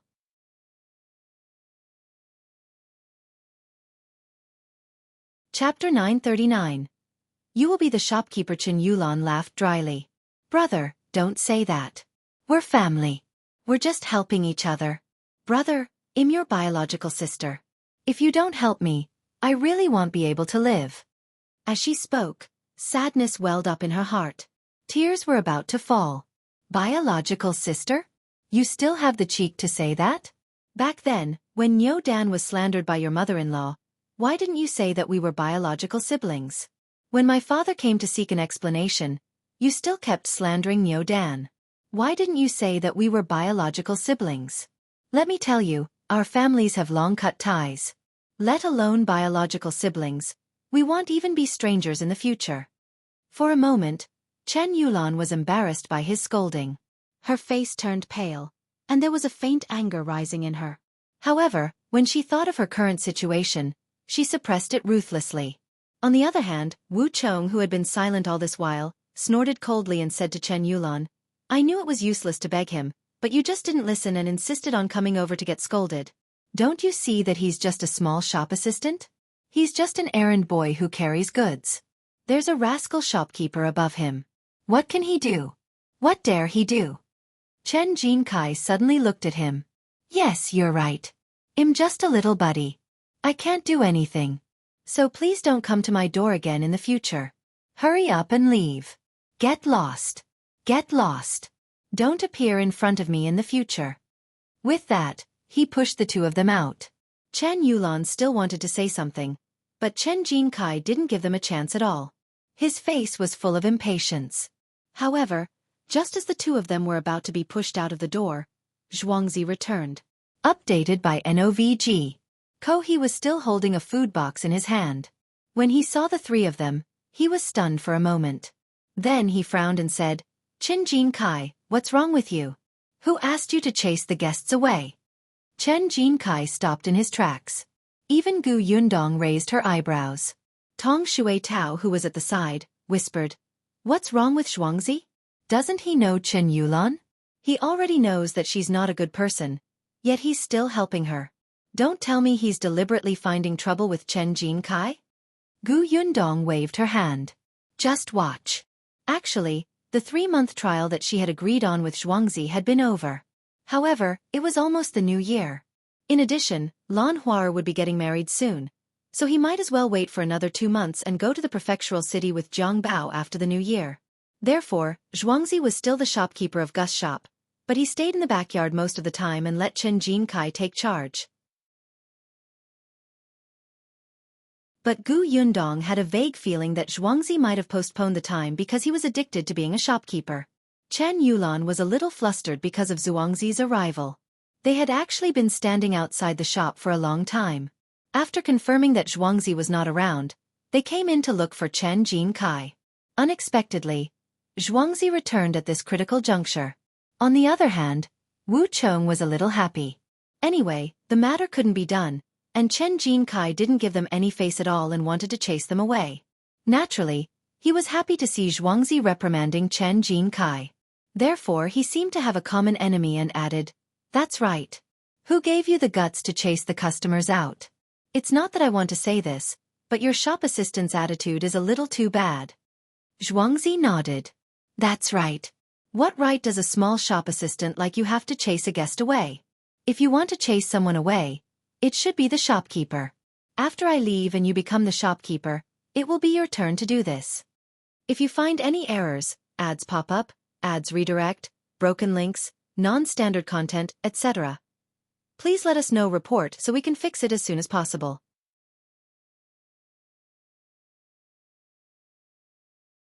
Chapter 940. A warning beforehand. Gu Yundong, Tong Shui Tao. The other 3 people in the shop were speechless. Wu Chong was the first to react. He suddenly looked up at Zhuangzi. You're leaving after the new year? Then, he pointed at Chen Jinkai. He's here to be the shopkeeper? The shop assistant was very different from the shopkeeper. Updated by Ov. The entire shop was run by the shopkeeper, and the accounts were also managed by the shopkeeper. When dealing with customers, it was also the shopkeeper, let alone the salary. Wu Chong suddenly looked at Chen Jinkai. Are you going to be the shopkeeper of Gus after the new year? Chen Jinkai sneered. This is our shop's business. What does it have to do with you? Hurry up and leave. Didn't I tell you? The shop assistant can't chase the customers away, but I can. Zhuangzi interrupted him and stuffed the food box into his hand. Then he waved his hands. Go, hurry up and leave. If you don't leave, I'll beat you with a broom. Hey you! Wu Chong was furious. At this moment, Jiang Bao, who was next door, also came over to help. He held 2 large brooms in his hands and threw them to Zhuangzi. After that, the 2 of them swept Chen Yulan and Wu Chong away like they were sweeping trash. Wu Chong was still a little indignant. He still wanted to ask if Chen Jinkai would be the shopkeeper of Gus after the new year. If that was the case, wouldn't he have offended him for nothing? Updated by NOVG. For a moment, he regretted it. It was Chen Jinkai's fault for not making things clear. If he had told him earlier, the 2 families would not have fallen out so badly. Chen Yulan was even more vexed. Her eldest cousin was about to become a shopkeeper. Moreover, he was the shopkeeper in the county city. He was much more dignified than the manager of the town. She heard that Gus was now in the prefectural city. In that case, would eldest cousin still be able to go to the prefectural city in the future? The couple had different thoughts, but neither of them could stay and talk. It really hurt when the broom hit them. Coupled with the pointing by the passers-by, the 2 of them quickly buried their heads and ran. Zhuangzi snorted and returned the broom to Jiang Bao before returning to the shop. Chen Jinkai looked at him speechlessly. Why did you tell them that I'm going to be a shopkeeper after the new year? Would they give up? Won't they know if we don't tell them? They'll have to know sooner or later. I might as well tell them now. At least I can give you a hand if they come again. Gu Yundong opened the curtain and walked out. What Zhuangzi said makes some sense. It doesn't matter if you say it earlier or later. Boss. Chen Jinkai was a little ashamed. I caused you trouble. This isn't trouble. Who doesn't have a few annoying relatives? You've already cut ties with them, but they're still shameless enough to come knocking on your door. This can only mean that they're thick-skinned. However, I have to remind you in advance. You have to know this in your heart. If you really can't resist their threats and temptations and harm the interests of Gus, I won't be polite either. When the time comes, not only will you be fired, but I won't even hire your brother either. Although it was a little inhumane to do so, Gu Yundong had to explain the seriousness of the matter to him. As expected, Chen Jinkai immediately put on a serious expression. Don't worry, boss. Not to mention that we have cut ties now. Even if we are close, I won't do such a heinous thing. That's good. Gu Yundong believed this. After all, Chen Jinkai had reminded him that someone wanted to harm her mother. If you find any errors, ads pop up, ads redirect, broken links, non-standard content, etc., please let us know report so we can fix it as soon as possible.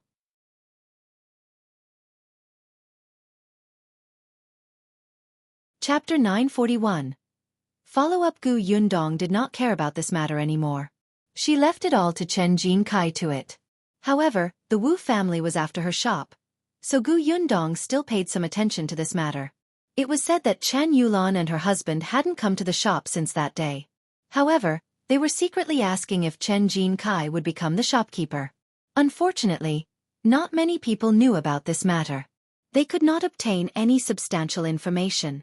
Hence, they could only ask around if Zhuangzi would go to the prefectural city after the new year. Many people knew about this. After all, many things had to be arranged before Zhuangzi left. After obtaining the exact news, they were no longer in a hurry. They seemed to want to wait until Chen Jinkai became the shopkeeper before persuading him. Updated by Av. However, the Chen family had to be visited. It was said that on the second day of the Lunar New Year, Chen Yulan came to visit with the members of the Wu family. However, Chen Liang did not have a good impression of their family and did not even let them in. However, the Wu family refused to leave, especially Auntie Wu. She cried and repented outside, causing many people to go out to watch the commotion. It would not be a big deal if the villagers saw this. After all, many people knew about the grudge between the 2 families. However, it was the new year, and many families had relatives and friends as guests. They could not afford to lose face. Therefore, Chen Liang could only invite her in. Once she entered, Auntie Wu apologized sincerely. She apologized to Chen Liang and his wife, to Chen Jinbao and his wife, and even to Niu Dan. One could tell at a glance that she regretted her actions and had turned over a new leaf. In addition, the other members of the Wu family had also humbled themselves. It was the new year, so no one could say anything cold or hard. Moreover, Chen Yulan was the only daughter of Chen Liang's younger brother. Hearing her mention her father when he was alive, Chen Liang could not help but feel a little guilty. Seeing that his parents' attitude had softened, Chen Jinkai was furious. Updated by NOVG. Ko-hee thought that Chen Yulan and her husband would look for him in the shop. He didn't expect them to have designs on his family. He exposed their purpose on the spot. Chen Yulan denied it, but Chen Liang naturally believed in his son. He immediately stood up and threw out all the things they had brought, and drove the Wu family out, regardless of whether the people outside would laugh at him. The Wu family was embarrassed and was furious with the Chen family. Moreover, Chen Liang's words were very ruthless. He said in front of his relatives and neighbors, "In the future, this family has nothing to do with the Chen family. In the future, if they enter the village, chase them out." It was said that the Wu family had never appeared in Yongfu village again. Of course, this was all in the future. At this moment, Gu Yundong and Tong Shui Tao were still resting in the shop. After lunch, they went to the street to buy things again. New clothes for the new year had already been prepared, so there was no need to buy them. Firecrackers and fireworks were still needed, especially fireworks. The children especially liked to watch them. They had already bought the lanterns, paper scissors, and red candles in the morning. They had to prepare melon seeds, peanuts, dried goods, tea, and drinks first. Sweets and fruits were available at home. As for the rice cake, tofu and dumplings, she could slowly make them in the next few days. She could buy and kill the chicken, duck, and fish before the new year. With this in mind, her family's New Year goods were almost ready. Next, it was time to prepare something else. Gu Yundong brought Tong Shui Tao into a clothing store. If you find any errors, ads pop up, ads redirect, broken links, non-standard content, etc., please let us know report so we can fix it as soon as possible.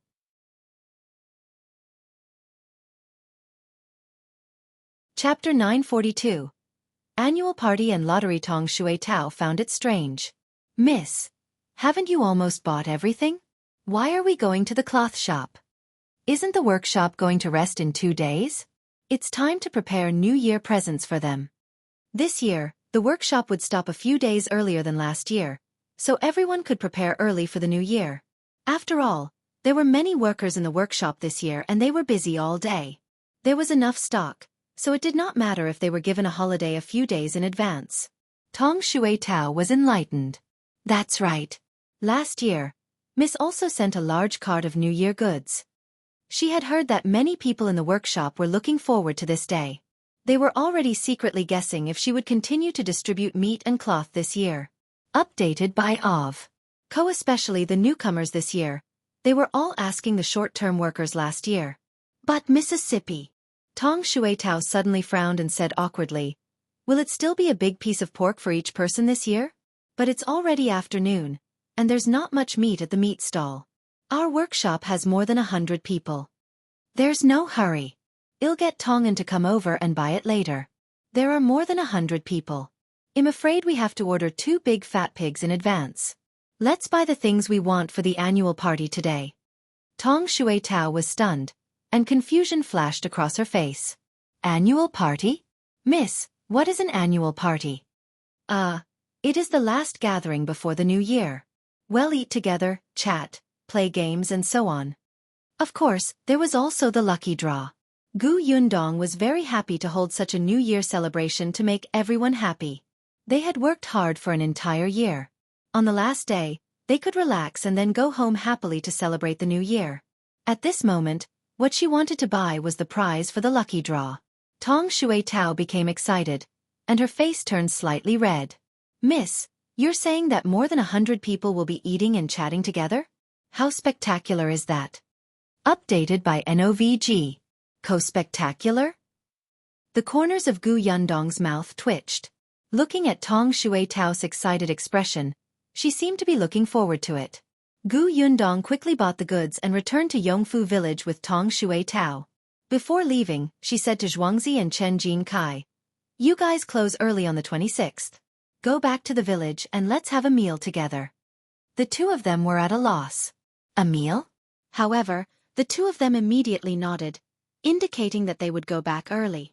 On the other hand, Tong Shui Tao winked at the two of them before she left, looking mysterious, making the two of them even more confused. The carriage quickly drove into Yongfu village. With the new road, it was much easier for the carriage to travel. There were still many people on the road. The road had been built for a few days, but the villagers still seemed to have not walked enough. They had to pass through this road no matter where they went.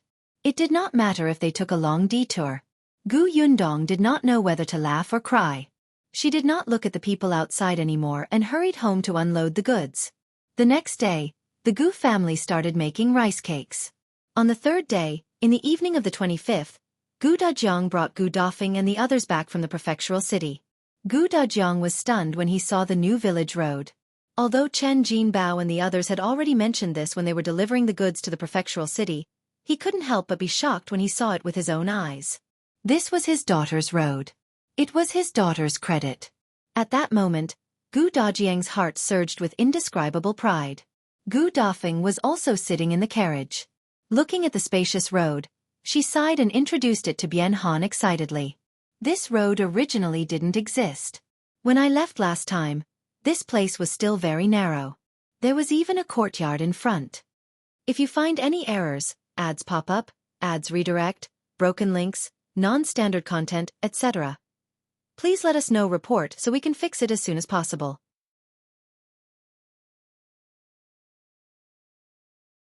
Chapter 943. The Gu family distributes New Year gifts again. Bian Han felt that his eyes were not enough. One moment, he was staring at the ground, and the next moment, he looked into the distance in the direction Gu Dafeng was pointing. His legs were much better now. Although he couldn't shake them yet, it wasn't to the extent that he couldn't move. It was just that in order to take care of his leg, while it originally only took a day to return from the prefectural city, in the end, it took 2 days. Let me tell you, don't be too surprised when you see the house later. Our Yundong built the house very well. It's especially spacious and beautiful. Whoever sees it will like it. Gu Dafeng whispered into his ear to remind him. After all, the first time she came, she was stunned when she saw the green brick-tiled house. Updated by Ov. Bian Han smiled and nodded. She had told him this many times. Not long after, the carriage arrived at the entrance of the Gu residence. However, even though Bian Han was mentally prepared, he was still stunned when he saw the house in front of him. It was his fault for not knowing enough. He heard that this house was built after Yundong fled to Yongfu village. This girl was really capable. Seeing his stunned expression, Gu Dafeng sniggered. Then she got out of the carriage, took the wheelchair from Lu Shang, and pushed it in front of him. This time, the 4 members of the Lu family also came back. The small courtyard was locked, and Gu Dajiang asked his neighbor to help keep an eye on it. There weren't many valuable items there, and the security there was good. There were many scholars, and there were often people patrolling, so he wasn't too worried. Gu Yundong stood at the door and welcomed them in. Updated by NOVG. Co-father, are we still going to the academy after the new year? Gu Dajiang shook his head. I'm not going. Just stay at home and prepare for the exam. Teacher also said that it's not a big problem. He told me not to worry too much, nor do I need to travel back and forth. It's a waste of time. If there was really something he didn't understand, he could ask Qin Wenjing. Gu Yundong knew what was going on. Gu Dajiang asked her about the road construction and Xiao Qingyuan. Seeing that he was endless, Gu Dafeng couldn't help but pat him. You just came back. Aren't you tired? Can't you rest well first and talk another day? Gu Dajiang coughed lightly and didn't ask further. Everyone quickly finished eating, washed up, and went to rest. The next day was the 26th, and the workshop had stopped for the day. Early in the morning, Tongan went to get meat. There were a lot of people, and each of them had 2 caddies of meat. 2 pigs were barely enough. However, there was still a gathering tonight, and Tongan still needed at least half a pig. For a butcher's shop, this was a huge order. They had prepared the pork in advance and even cut it one by one. They guaranteed that every piece of meat weighed 2 caddies, no more, no less. Tongan took the meat and bought a lot of vegetables. When they returned to the village, many people saw them. The cart was filled with things, and they could not help but stare. Someone swallowed his saliva. Why did the Gu family suddenly buy so much meat? Are they preparing for the new year? This is too much. Why don't you take a look at how many people there are in the Gu family now? There are more than 10 servants. There's no need for so much, right? You guys are really ignorant. I think this meat must be for the workers in the workshop. What? Then, that person also remembered. Io, wasn't it almost the new year? Last year, the Gu family was also very generous. Everyone was given a lot of things and happily carried them home for the new year. Envy, jealousy, and hatred. If you find any errors, ads pop up, ads redirect, broken links, non-standard content, etc., please let us know report so we can fix it as soon as possible.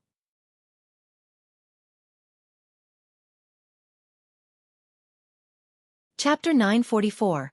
His daughter is powerful. The news that the Gu family was going to distribute New Year goods quickly spread throughout the village. On the other hand, the people in the workshop were still working hard to do their last day of work this year. Tong An's handcart was pulled back to the Gu family. Gu Yundong led the family to tidy up the New Year goods first. The stuff was similar to last year's. It was also pork cloth and sugar, but last year's brown sugar had turned into white sugar. In addition, everyone had a piece of pastry bought from the county city. It had been ordered long ago. When the Gu family saw that the courtyard was filled with food, their eyes were filled with surprise. Gu Dafeng sighed. In the past, if I got a small piece of meat, I would wake up laughing even in my dreams. Even if it was for the sake of sharing this meat every year, I could continue to work in the workshop. I didn't expect that the meat would be distributed this year. Just thinking about it makes my heart ache a little. Gu Yundong smiled. Even you think so, eldest aunt? If you can't bear to give up this job for a piece of meat, will others think the same? Gu Dafeng was stunned. She pointed at her. You're smart. Wasn't that so? How many families in this village were like her in the past? They had to be careful when they wanted to eat a piece of meat during the new year. There were not many bosses like Gu Yundong. After distributing the items, Gu Yundong planned to make a trip to the workshop. She had yet to tell everyone about the gathering. On the other hand, Gu Dajiang was quite curious about this annual party. He followed Gu Yundong to the workshop. Your annual party is quite interesting. How did you come up with it? Well, could Gu Yundong say that she did not think of this? She turned around and met Gu Dajiang's curious gaze. She could only swallow. Then she said in all seriousness, Father, here it goes. We're all at the dining table when we discuss business. Your classmates often arrange to eat and talk together, so when it comes to socializing, eating and drinking are the most suitable. Everyone usually just works hard. I guess some people don't know each other. Why don't we give them a chance to relax and eat together, right? Gu Dajiang fell into deep thought. Indeed, many things were easy to say at the dining table. Conflicts quickly dissipated over a few drinks. Those who had common topics might become closer after chatting. Coupled with the good food and drinks, everyone felt a greater sense of belonging to the workshop. She was trying to buy people's hearts. His daughter was amazing. Gu Yundong did not know that he was thinking so much. As the two of them spoke, they arrived at the entrance of the workshop not long after. As she had already told everyone that they would stop working at the 26th this year, there were not many fruits and sugarcane left in the workshop. He estimated that they could stop work at noon. When Gu Yundong and his father came in, everyone stood up. Master Boss, why are you here? Someone's eyes lit up. Today was the last day. Were they going to give out New Year goods? But when he saw that there was no cart behind Gu Yundong carrying things over, he was immediately disappointed. Perhaps there were too many people this year. However, it didn't matter. It was understandable. After all, the New Year goods distributed by the Gu family last year were good stuff. If everyone was given a piece this year, it would cost a lot of money. Gu Yundong waved her hand and asked the people who were temporarily free to come over first. She waited until they were close before she spoke. If you find any errors, ads pop up, ads redirect, broken links, non-standard content, etc., please let us know report so we can fix it as soon as possible.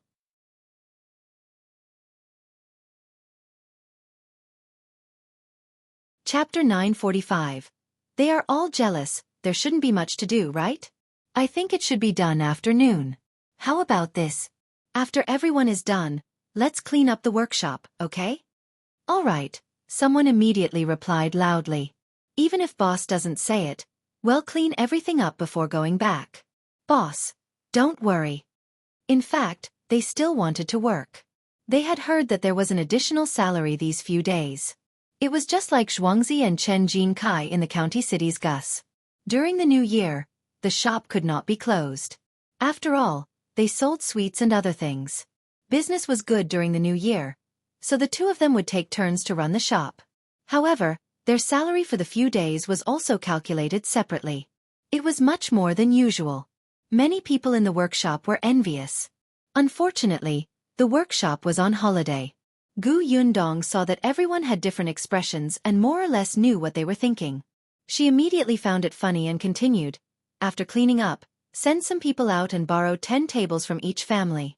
I want those big tables that can seat more than 10 people. Everyone was surprised. Boss, why do you need so many tables? For the gathering tonight, of course. Gu Yundong smiled. Don't go back for dinner tonight. Let's have a meal together and chat. How about that? Wow, the boss is treating us to a meal? Cheers instantly erupted in the workshop. That's great. I want to eat lunch. I'll save it for dinner. Ha ha ha ha, forget it. With your stomach, no matter how much you eat for lunch, you can still swallow a cow at night. Boss, I'm drooling now. We definitely won't leave. After cleaning the workshop, we'll borrow tables and stools. I guarantee that everyone will be able to sit down. Gu Yundong could feel everyone's excitement. Even Gu Dajiang was infected by this enthusiasm. He could not help but say, there will be New Year presents to be delivered tonight. Gu Yundong turned to look at her father. Gu Dajiang immediately touched his nose and coughed lightly. Well, I couldn't help it. I just wanted to make everyone happier.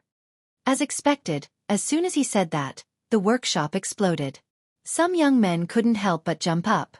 Ah, I've been looking forward to the New Year presents for a year. Gu Yundong was speechless. She had not seen them so happy when they were given the wages. She shook her head, thinking that there was still a surprise tonight. She hoped that they would not be too excited. After saying that, Gu Yundong left with Gu Dajiang. As soon as they left, the workshop was instantly filled with joy. Everyone gathered together and discussed. Helpless, Tongan walked out and said, Aren't you going to work? The earlier you finish your work, the earlier you can eat dinner. Everyone instantly dispersed. Now they were full of energy, and even their efficiency was almost twice as fast as before. Before noon, the work in the workshop was done. Everyone started to clean up happily. The men took buckets to the river and fetched water. They went back and forth a few times, washing the entire workshop until it was spotless. Even the floor was clean. Seeing how happy they were, some villagers couldn't help but pull them back and ask. When the villagers found out that they were to have a dinner gathering tonight, the villagers couldn't be more jealous. If you find any errors, ads pop up, ads redirect, broken links, non-standard content, etc., please let us know report so we can fix it as soon as possible.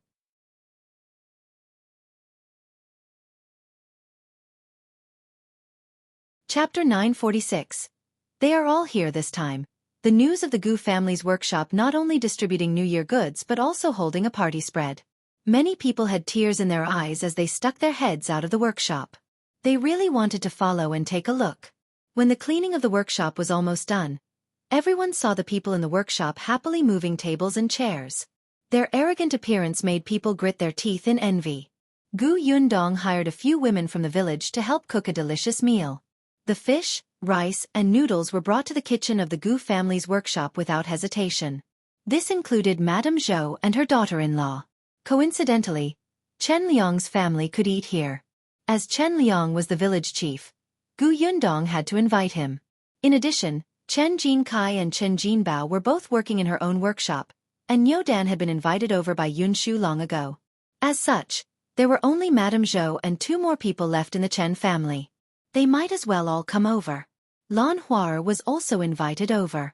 As for the others, they were not allowed to bring their families. It was mainly because at this moment, there were really not just 1 or 2 families but 1 or 2 groups. If they were allowed to bring their families, almost the entire village would have to come. Not only that, but there were also long-term workers from the neighboring villages. The workshop could not entertain them. Dinner started around 4 o'clock. It was dark early in winter, and there were no electric lamps. Even if many oil lamps were lit, the effect was not very good. When it was early in the afternoon, the villagers of Yongfu village were surprised to find another group of people coming from the village entrance. Looking closely, wasn't it Zhao Zhu and his son? Since Gu Yundong was holding an annual party, everyone here naturally had to be present. Although Zhao Zhu and the Sher couple were not in the workshop, they helped her manage the orchard. They were invited along with the helpers they found. There were more than 10 of them in total. Because they had received the news in advance, all of them were in high spirits and could not wait. They had never heard of such an event, but there was a feast that they didn't have to pay for. Who wouldn't be willing to come? They didn't know that there would be New Year presents. In any case, they had to come if there was food. Gu Yundong felt that since everyone was working for the Gu family, they could take this opportunity to get to know each other and prevent conflicts from arising among themselves. That would be troublesome. Later, Zhuangzi and the others returned on the ox cart. Not only them, but also Zhang Bao and the old doctor. Xiao Qingyuan was not around, so Gu Yundong had to help take care of his people, right? As for the shop assistants and shopkeepers in the prefectural city, they were too far away and there was nothing she could do. However, Gu Yundong had prepared large red packets for these people and would distribute them after the new year. The people in the village watched as they went to the Gu family workshop in waves. They were already so envious that they lost their temper. In any case, many people were surrounding the workshop and trying their best to look inside, especially some children. Seeing that the tables were already set, Gu Yundong got someone to bring a lot of melon seeds and peanuts for them to eat first.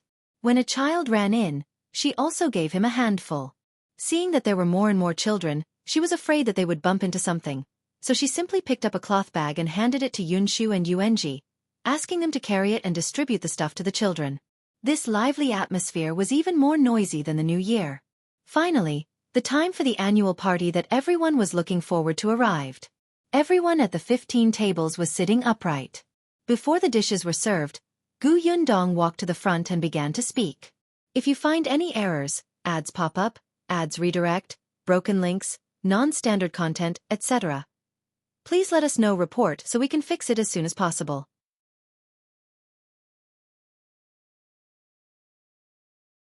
Chapter 947. Gu Yundong's speech. First of all, I want to thank everyone here for working diligently over the past year. Many things have happened. When the prefectural city opened for business, there was a shortage of stock. It was everyone who worked overtime to meet the demand.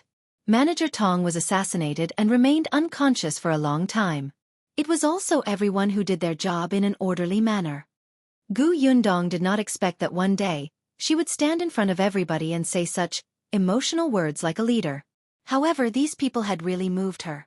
They were hardworking, simple, passionate, and motivated. They were really a very cute group of people. Hence, whether it was the annual party or feast, she felt that they deserved it. Whether it's the Gu family's workshop or the orchard, it's the result of everyone's joint efforts. In the past year, the workshop has increased from 50 to 100 people, the orchard has increased from 80 acres to 180 acres, and the shop has been opened from the county city to the prefectural city. All of this couldn't have been done without everyone present. You have all contributed. You're very good. Someone couldn't help but whimper. Boss, don't say that. You've helped us even more. You gave us such a high salary. If we don't work hard, will we still be human? That's right, boss. If it weren't for you, my house would still be a straw hut. I wouldn't even have a warm bed. That's right. If I didn't work at the Gu family's workshop, I wouldn't have been able to get a wife. Yes. Since I'm working here, my daughter's dowry has been gathered. Boss Gu was too good. In the past, when they worked outside, no one had affirmed their work like this. Not to mention thanking them, it was already good enough if they were paid in time. At this moment, they were actually thanked by their boss. They felt as if they had eaten honey. Gu Dajiang looked at his daughter with incomparable pride. He felt warm inside. Yundong was too outstanding. Gu Yundong was stunned to see them crying. Then she laughed. All right, I won't say anything else. I know that everyone is waiting for a feast. Serve the dishes. As soon as she finished speaking, there was a burst of cheers. Immediately after, someone brought the food over. In the countryside, the dishes were all served in big pots and bowls. The Gu family's feast was a real feast. Most of them were meat. As soon as the food was served, the workers pounced on it like wolves and tigers. Each of them picked up 2 pieces of meat, and the bottom was quickly revealed. On the other hand, Gu Yundong's table was much more refined. Gu Dajiang drank with Chen Liang. Both of them were slow-witted. They could drink for a long time after filling a glass. Bien Han's leg was still injured and he couldn't drink, so he chatted with him. Madame Yang and Gu Yunka were the happiest. They loved this kind of liveliness the most. When they were almost done eating and there were only 2 or 3 dishes left, Gu Yundong stood up and walked forward. Everyone's stomachs were already full and their movements had slowed down. Hence, most of them saw Gu Yundong's actions and found it strange. Is it time to deliver the New Year goods? I saw it just now. 2 large carts were pushed in. Unfortunately, there was a cloth covering it, so I couldn't see what was inside. In any case, there's definitely meat. Manager Tong brought back a lot of pork this morning. I heard that there was meat and cloth last year. There are so many people this year. I wonder if there are more. If you find any errors, ads pop up, ads redirect, broken links, non-standard content, etc., please let us know. Report so we can fix it as soon as possible.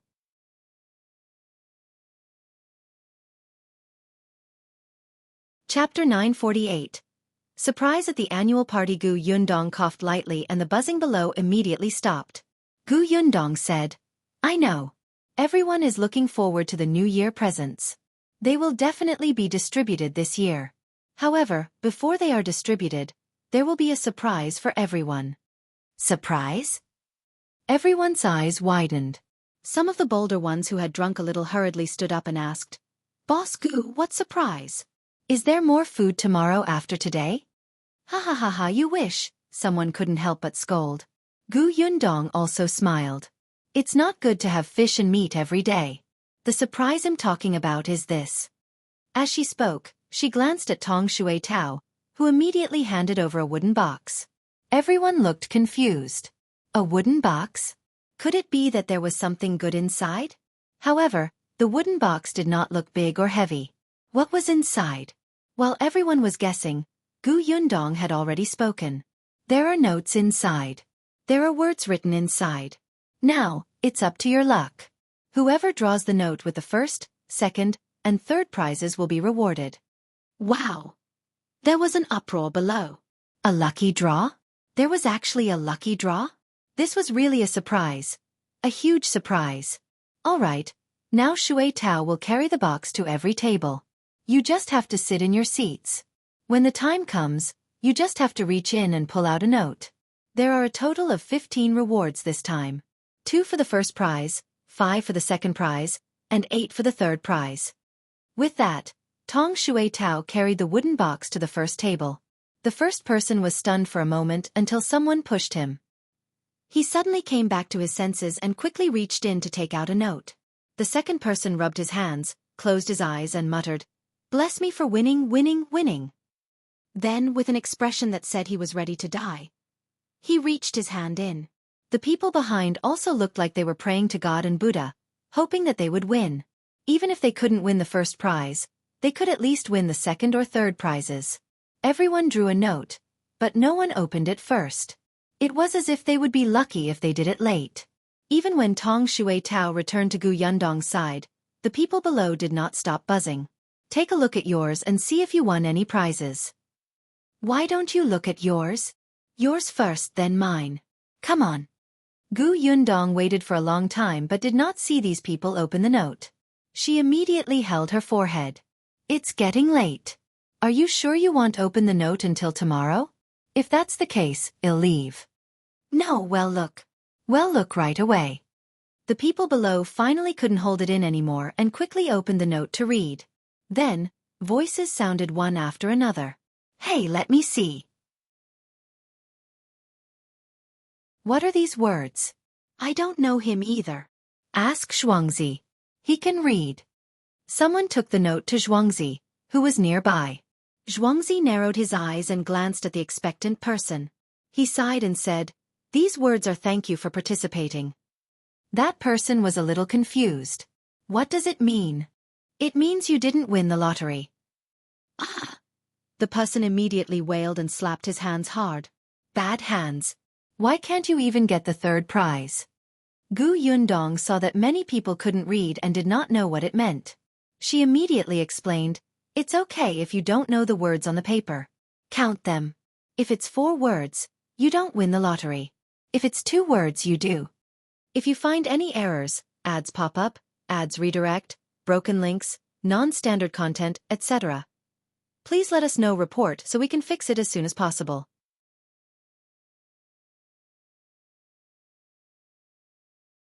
Chapter 949.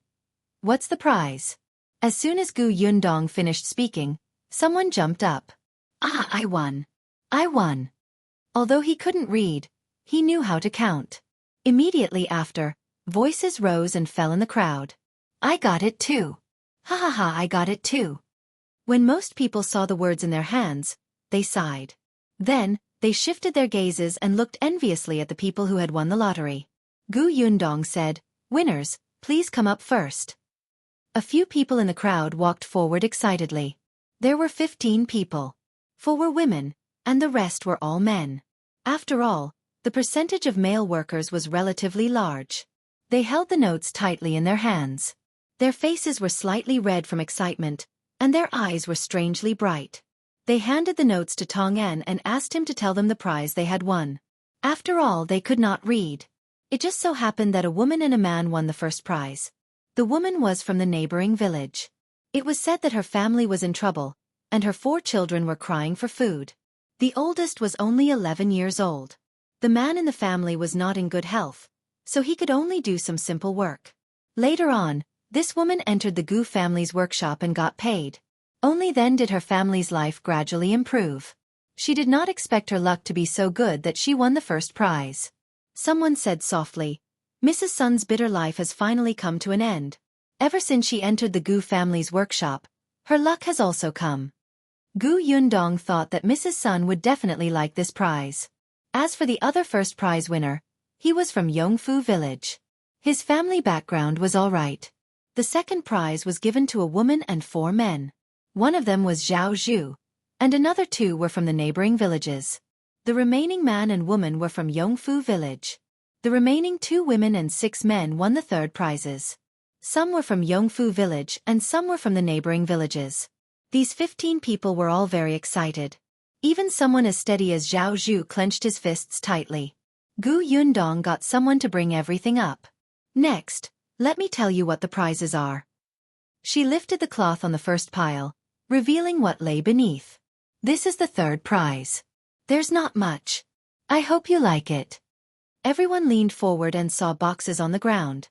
Inside were cinnamon, red dates, peanuts, melon seeds, and other snacks. Everyone could not help but widen their eyes. This was quite a lot. This was enough to entertain guests for the new year. Moreover, there were many things that they could not bear to buy during the Lunar New Year. Not to mention, there were 2 pots of wine. Judging from the logo, this wine seemed to be brewed by the Tao family in the county city. It was not that kind of cheap wine. Anyway, it was completely different from what they were drinking now. They had never even touched it. Many people present could not help but swallow their saliva. The 8 people who won the prizes were overjoyed and looked at the gift boxes eagerly. This box looked good too. Gu Yundong distributed the items one by one. The 8 of them thanked her profusely. When they received the food boxes, they walked back to their original positions in satisfaction. The people at the same table immediately surrounded someone. They wanted to reach out to eat the things in the gift box, but he slapped them away. "What are you doing? This is what I have to bring back. I still have to show it to my wife. Don't think about eating it, and don't mess it up. Look at how stingy you are." The person beside him snorted and continued to look ahead. There were so many delicious food for the third prize. He wondered what the second and first prizes were. He was so looking forward to it. If you find any errors, ads pop up, ads redirect, broken links, non-standard content, etc. Please let us know report so we can fix it as soon as possible.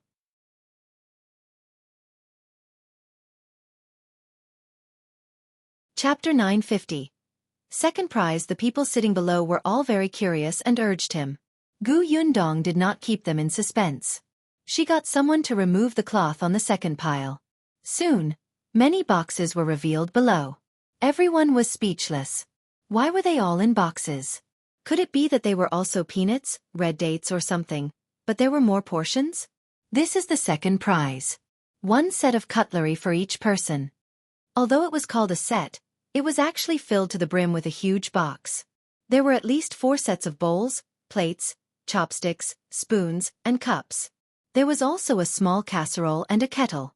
There were also 2 pots of wine beside it. Wow! The people below exclaimed, their eyes wide open. There were so many pots and pans, and they were brand new and shiny. Most of the people here still had holes in their bowls. Sometimes, they would cut their lips when eating porridge. But even so, they could not bear to throw the bowls away or change them. At this moment, the boss actually offered a whole set. Wasn't this too much? These things were not cheap at all. The men and women who had won the second prize were so excited that their cheeks turned red. They stared at the boxes. Yundong said, "These things are a little heavy. If it's not easy for you to carry them, you can hire someone to help you bring them back after the annual party." "It's easy to carry. We're very strong. We're not afraid of heavy lifting," someone immediately replied. The others couldn't help but laugh, but they all nodded, even the woman. What a joke. They could not wait to pounce on the pile of cutlery and touch it properly. How could they wait until the end of the annual party? They could not wait to carry it home and hide it now so that others would not covet their prizes. The others looked like they wanted to split it up on the spot. The corners of Yundong's mouth twitched. She did not care anymore and asked them to go forward and get one for themselves. These things were quite heavy. In addition, the wooden box containing the cutlery was not light either. If she distributed them one by one, she would probably die of exhaustion. However, the people who won the prize were not afraid of getting tired at all. They went forward and squatted on the ground. They carefully touched it first and then began to whisper to each other, "This bowl is really flat. It's smooth to the touch. It's not rough at all. If I take it back, I won't even be able to bear to use it. Look at these chopsticks. There are even carvings on the top. It's not cheap. So much. It's not cheap at all." The bowls that Yundong bought were all clay bowls that were suitable for them. She had originally considered porcelain bowls, but she was afraid that if they were given out, no one would use them and they would only be locked up. That would be meaningless. However, even if they were just clay bowls, the quality was very good. "Hey, are you done? If you've seen enough, come down quickly. We're still waiting for the first prize. Don't delay others." The people below couldn't take it anymore. These second prize winners were simply too detestable. Not only did they receive the award, but they also had to show off in front of the audience. They even pointed their butts at the audience. The audience simply wanted to rush up and beat them to death. Only then did they cough lightly and stop discussing. They quickly picked up their boxes. But it was really quite heavy. Therefore, other than the few men who carried it down one by one, the woman was in a difficult position. In the end, it was Tong Shui Tao who helped her carry it to her own seat. If you find any errors, ads pop up, ads redirect, broken links, non-standard content, etc., please let us know report so we can fix it as soon as possible.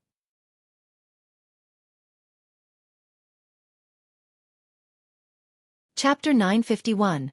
First prize. After receiving the second prize, only the 2 people who had drawn the first prize were left. The 2 of them became inexplicably nervous. It was such a cold day, but their palms were drenched in sweat. Yundong asked someone to remove the last piece of cloth. Everyone felt that the last pile was especially big. They thought that there would definitely be a lot of prizes. As expected, as soon as the cloth was lifted, everyone's eyes widened. This time, the prize wasn't contained in a box because it really couldn't fit in. Yundong said, "This is the first prize. There's a 10-caddy quilt, a mattress, a mat, a tent, and a pillow. Each person has 2 sets of these. There are also 2 pots of wine and a bag of tea leaves." Wow! A loud exclamation suddenly erupted from below. Everyone's eyes widened. A 10-caddy quilt? There were also other things, and there were actually 2 sets? They were so jealous that their eyes turned red. They looked at the 2 people who had won the first prize and wished they could swap places with them. Compared to the third and second prizes, this first prize was really generous. For example, most of the quilts in their families were only 5 caddies. At most, they were only 8 caddies. 10 caddies. It looked big and brand new. It would definitely be very warm if it covered them. In such weather, it was no different from sending charcoal in the snow. They wanted it, very much. Many people subconsciously reached out their hands. Some even went up directly. If Gu Yundong had not been standing there, they would have touched the prize. These things were not cheap. Not to mention the quilt, even the mattress was thicker than the hard blanket they had used for a few years. In that case, they could be counted as 4 quilts. Jealousy. Jealousy had changed them beyond recognition. Bad hands, bad hands. Why didn't they get the first prize? Why? Mrs. Sun, who had won the first prize, had reddened eyes and almost cried. It was true. What a thick quilt that contained 10 caddies of cotton. Her family was already in a difficult situation. There were only 2 thin blankets at home, one for her and her husband and one for the children. In the winter, they could only cover all their clothes with them. But even so, they would often wake up in the middle of the night from the cold. Originally, when she entered the Gu family workshop this year, she finally had some money saved. She planned to buy some cotton after her salary was paid, so that she could stuff the blanket and make it thicker. Because of this, she did not even buy any New Year goods. She did not expect her luck to be so good that she directly drew 2 quilts. That was great. With 2 such thick quilts, her husband and she could have one and her children could have the other. Finally, the family could sleep soundly.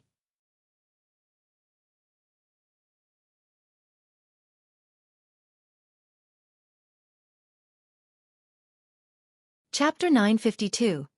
New Year's goods for everyone. He didn't lack quilts, but he really didn't have one that weighed 10 caddies. These quilts were especially beautiful. Coincidentally, his daughter was about to get married. This quilt would be a great honor for her as a dowry, and the color was festive. And that wine and tea leaves were all good things. What should he do? He could not bear to take them out to drink on his daughter's wedding day. However, he quickly said to Gu Yundong, "Boss, thank you so much." Gu Yundong waved her hand. "Since you both like them, I'm relieved. Leave the things here first. When you get back, you can get someone to help carry them back." "Sure thing." The 2 of them did not touch it. After all, they could not bear to. Their hands were too rough. What if they broke it?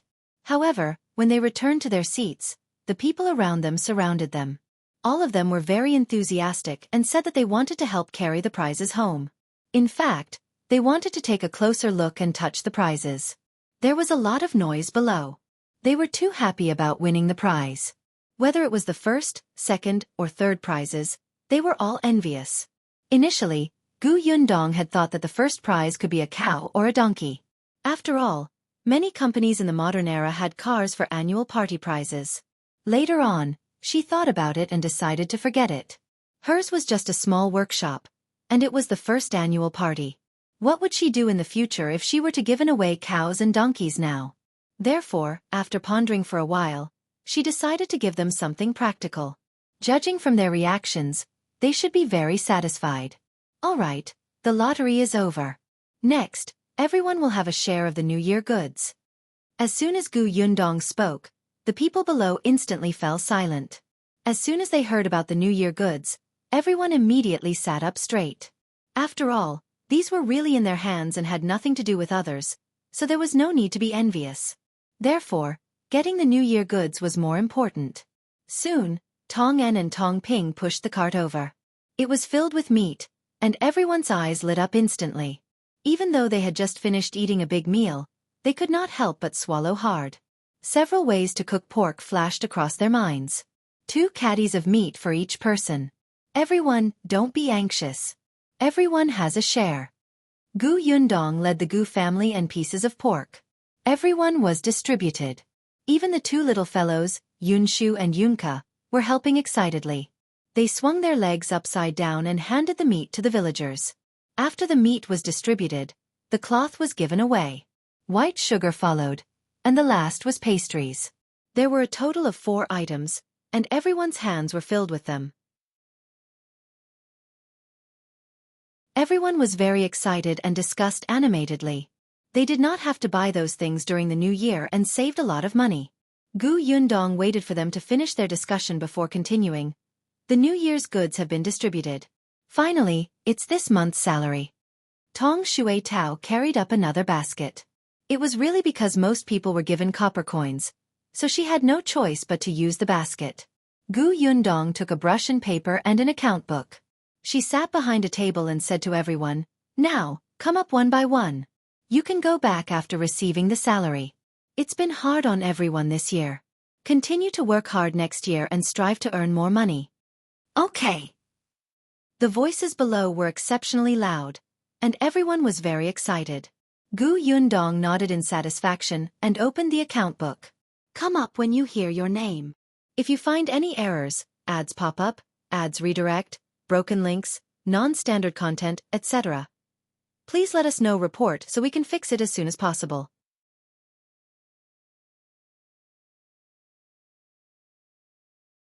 Chapter 953. More surprise? Yundong quickly recited. "Su Hua, here." Yundong had an impression of her. Last year, she was also there when the short-term workers received the New Year's goods. When they arrived, Yundong took the string of copper coins from Tong Shui Tao and handed it to her. Su Hua bowed. "Thank you, boss." Then, she took the copper coins and walked to the side. Yundong ticked her name. Then, she started to call the second person. Just as she was handing out copper coins to the second person, Su Hua, who was beside her, suddenly exclaimed, "Boss, you gave an extra 100 copper coins." Everyone looked over in unison, but Yundong was not surprised. "It's the new year. Take these 100 copper coins as a red packet for everyone. Everyone has it. You can buy New Year goods with it." 100 copper coins was not much. It could be considered the year-end bonus. Everyone had worked hard for an entire year. On the last day, they still had to celebrate. When the people behind heard this, they were overjoyed. They did not expect that when the workshop closed for the holiday, there would be a meal gathering, a lucky draw, and a New Year's gift. In the end, there was even a red packet. The surprises came one after another, making them a little dizzy and unable to find the north. These things were common to modern companies, but in this era they were unique. But to Yundong, these extra rewards did not cost much. In total, it was about 50 to 60 taels. However, this would make everyone happy. In the future, they would be more loyal to the Gu family and have a greater sense of belonging to the Gu family. Moreover, they would be able to publicize it for free. This money was very worth it. The pay was distributed one by one. Everyone could not help but count it again and again. It was not that they did not trust Yundong and were afraid that they would be paid less. They just could not resist the desire to count the money, especially when they had an extra 100 copper coins. They felt so good. The Zhang couple, the Shi couple, Zhao Zhu, and the other managers were the last to be paid. Their salaries were high, so they were directly given silver. Everyone was a little envious when they saw this. They thought that if they worked harder, they would be able to touch silver when they became managers in the future. However, none of these people left after receiving the money. Yundong found it strange. Then, she saw that everyone was busy. The tables were cleared, the stools were cleared, and the women were tidying up the pots and pans and cleaning the ground. Yundong immediately smiled. Whether it was New Year goods or red packets, they were indeed worth it. In just a short while, the workshop returned to its original state. It was clean. The tables and chairs had all been returned. Everyone stood in front of Yundong again with the New Year goods in their hands. They waved at Yundong. "Boss, we wish you a Happy New Year in advance. We'll take our leave first." Yundong waved her hand. "Happy New Year to you too. See you next year." Only then did everyone turn around and leave. The weather outside was very cold and dark, but the people who came out of the workshop were all overjoyed and warm. The families of the people from the neighboring villages who lived further away came to pick them up. Mrs. Sun's husband was also here. Although he was not in good health, it was fine for him to go out. At this moment, he saw Mrs. Sun carrying a large pile of things in her hand. There were actually quilts? Her husband's face was filled with shock as he hurriedly went up to her. Mrs. Sun was very happy to see him. She said with a face full of joy, "Husband, we drew the lottery today. I won the first prize. Look, there are 2 big quilts and beddings, and these. If you find any errors, ads pop up, ads redirect, broken links, non-standard content, etc. Please let us know report so we can fix it as soon as possible."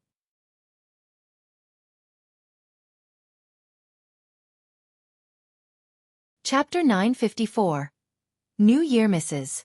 Sun's husband was stunned. He subconsciously took a quilt and it, unable to come back to his senses. The people beside her had already started talking at once. "Your wife is lucky. You don't know that there were only 2 people who won this prize. Your wife was one of them. This quilt weighs 5 kilograms. Look, it's so thick." "It's thick, it's indeed thick."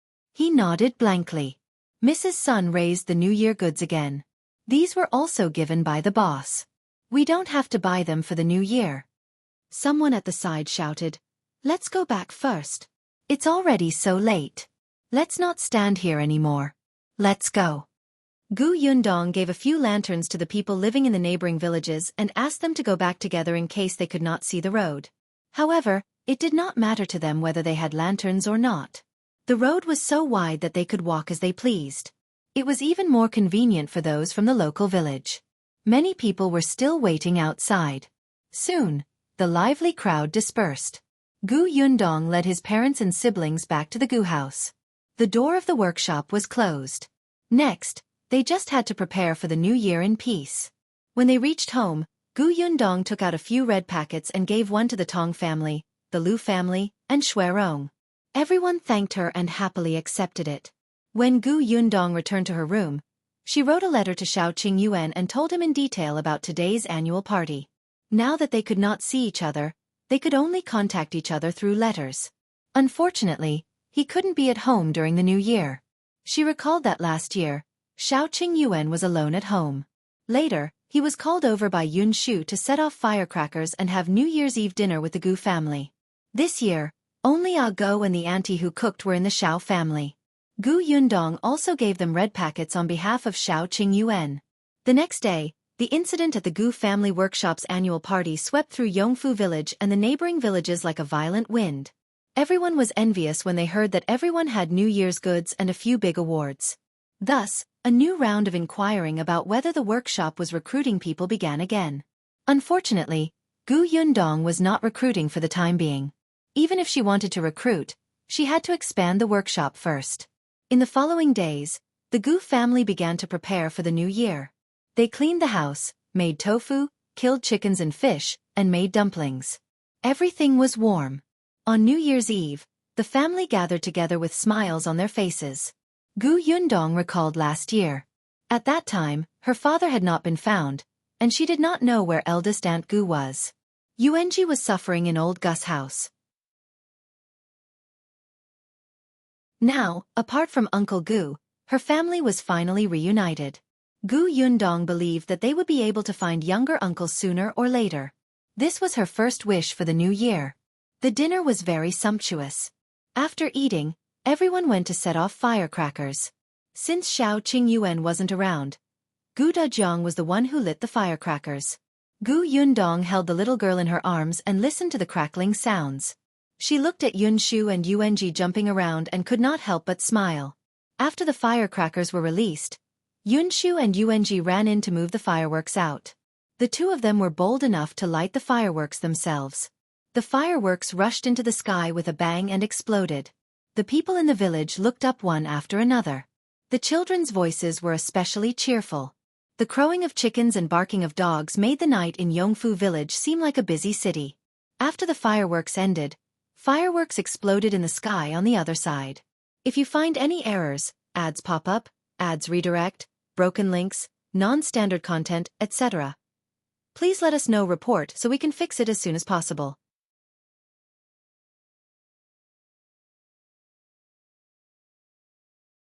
Chapter 955.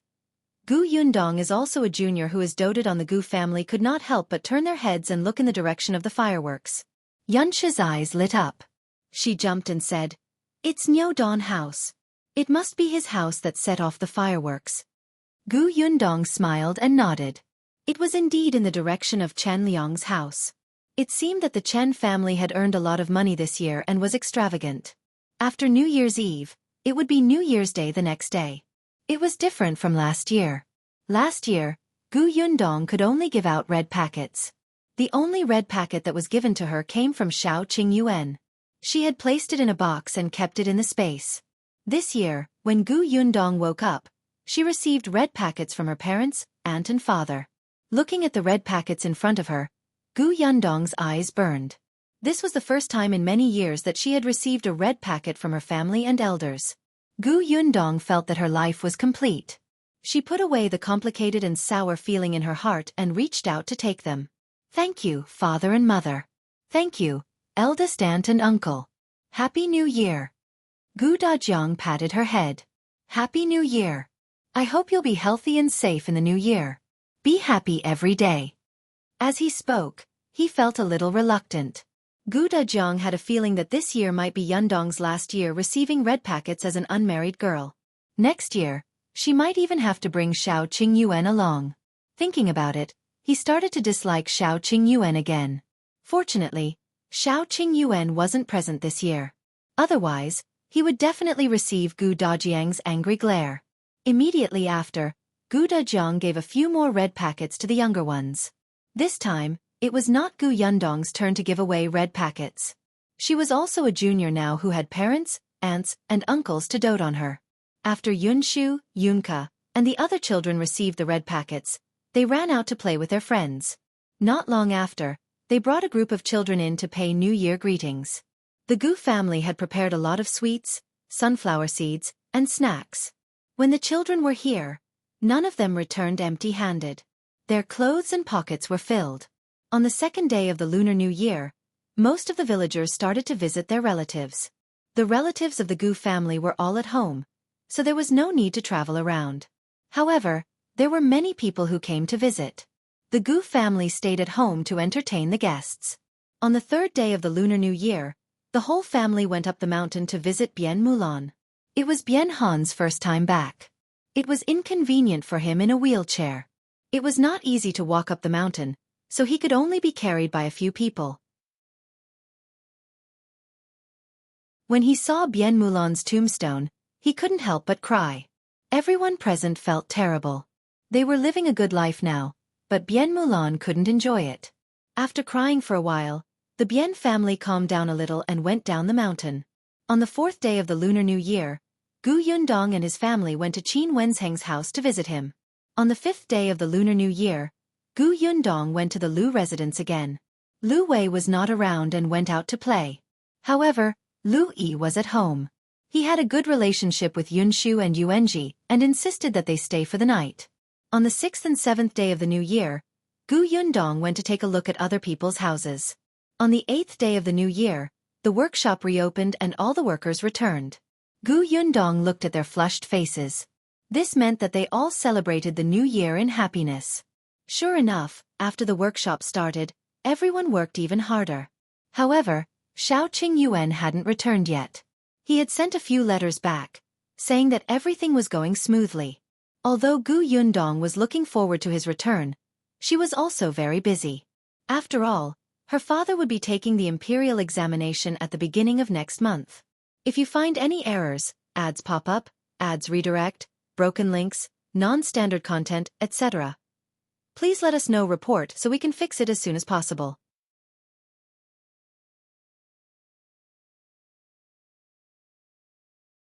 Chapter 956. 10 Thin Clothes. Gu Yundong was still a little excited about the imperial examination. Not only her, but everyone in the Gu family was on high alert, especially Gu Dafeng. As Gu Dajiang's sister, she knew best about his helplessness when he wanted to study as a kid. She accompanied him through the experience of being chosen by the old elementary scholar and recognized by the old patriarch. Later on, the old patriarch and the old elementary scholar passed away one after another. Originally, He was just close to taking the preparation scholar exam, but his rights were directly stripped. In the end, he put down his books and worked in the fields all day. Gu Dafeng had accompanied him all this way. At that time, he saw his younger brother, who was clearly talented, good at studying and motivated, but because of Madame Zhao's suppression, old Gus inaction, and the patriarch's personal grudge, he cut off his chance to study. This made Gu Dafeng hate the Gu family very much. She wanted to protect Gu Dajiang, but it was too difficult. She was still young at that time. Dealing with the 3 mountains above her was no different from courting death. Therefore, now that Gu Dajiang could participate in the imperial examination, the joy in Gu Dafeng's heart could not be described with words. She had even cried behind someone's back. Gu Yundong knew that there was no need to worry about endorsement and recognition. With Qin Wenzheng's help, what she needed to think about now was how to let her father perform normally in the examination hall and strive to pass in one go. The county exam was in February. There were 5 subjects, and each one was only for a day. It was still bearable. After all, he did not have to stay in a narrow examination shed and endure the consequences of his back aching and legs weakening. However, the weather in February was still very cold, so it was still very important to keep warm. It was just that she had heard that when entering the examination hall, hats were not allowed to be double-layered. The leather jacket had to be stripped of its skin, and the felt clothes were removed from the inside. The clothes and robes were all single-layered, the socks were made of single-layered felt, and the shoes were made of thin soles. Just thinking about these rules made Gu Yundong feel cold. She touched her chin and went to look for Gu Dafeng. She said, "Eldest aunt, I think we have to prepare at least 10 pieces of single clothes for father. Otherwise, he'll shiver from the cold." Gu Yundong's embroidery skills were still not good. After all, this was Gu Dajiang's clothes. It was not good for her to ask Shen Sitian to make it, so she simply looked for eldest aunt. Gu Dajiang happened to walk over. When he heard that, he looked at himself. Single clothes, 10 pieces. "Well, Yundong, the weather is already getting warmer next month, so there's no need for so many," he said. "If I put all 10 clothes on, I'm afraid I won't even be able to straighten my hand. How can I write?" Gu Yundong waved her hand. "It's okay. Make the clothes inside smaller and the clothes outside bigger." "But that's still uncomfortable." Gu Yundong turned around and said solemnly, "Father, it's better than catching a cold. At least wear it when you go in. If it does affect your performance while you're holding the brush, then take it off." His daughter was so concerned about him. It was as if he would hurt her heart if he rejected her again. Gu Dajiang nodded. "All right." Gu Yundong was satisfied. He thought for a while and suddenly slapped his forehead. "I almost forgot." "Forgot what?" Gu Dafeng asked. "Father, each of you has a test tent, right? Moreover, you have to draw lots to determine the location of the test tent?" Gu Dajiang had already asked around. "That's indeed the case. What's wrong?" "I'm worried that you won't get a good spot." Gu Yundong frowned. "Father, what if you get a spot next to the toilet?" "Well, what could he do? Acknowledge his bad luck? If you find any errors, ads pop up, ads redirect, broken links, non-standard content, etc. Please let us know report so we can fix it as soon as possible."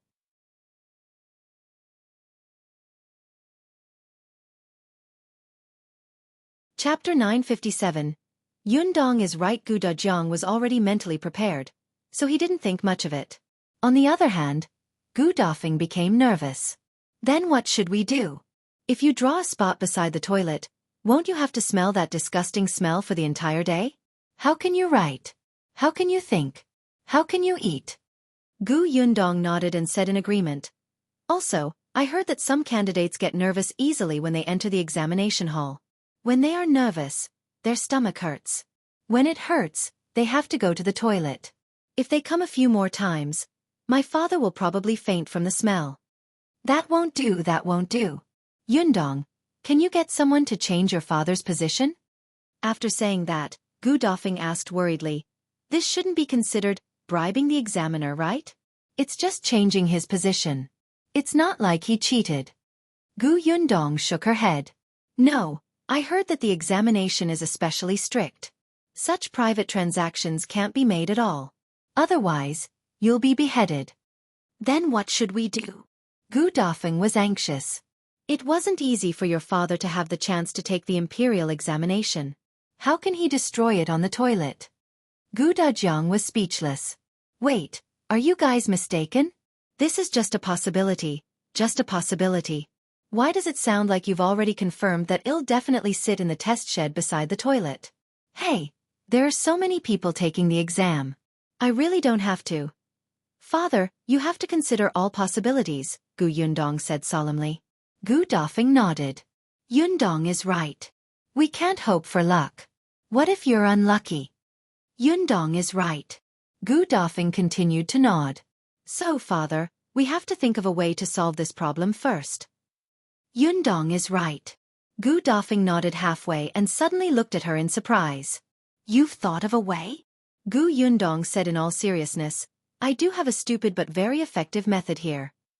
Tell me quickly. Gu Dafeng's eyes lit up. However, Gu Dajiang suddenly had a very bad feeling. Gu Yundong said, we have to let my father get used to this smell first. You mean? Gu Yundong looked at Gu Dajiang. Father, during this period of time, when you're reading and writing articles, move the table near the outhouse. When you're used to it and can smell nothing, you won't have anything to fear. You won't care where the examination hall is when you write articles. Gu Dajiang couldn't help but widen his eyes. Yundong, I'm your father, your biological father. What the hell is smelling nothing? You even create an idiom yourself, right? When Gu Dafeng heard this, she was a little hesitant. Was this method really fine? She looked at Gu Dajiang, who shook his head vigorously. No, definitely not. I probably wouldn't draw that spot at all. Gu Yundong said, Father, you said it's possible. What if? What if your luck is extremely bad? But Yundong, I'm actually not that weak. Think about it. I've suffered in the past. I can overcome such a small matter. There's no need to make so much effort. But Dad, for the past 6 months, you've mostly been reading and writing in a comfortable environment. Now that you've suddenly fallen into such a bad situation, the difference is too great, and it's easier for you to feel unbalanced. Gu Dajiang felt that all his years of studying had been in vain. He actually couldn't win against his daughter in a debate? Yundong, are you serious? If you find any errors, ads pop up, ads redirect, broken links, non-standard content, etc., please let us know. Report so we can fix it as soon as possible.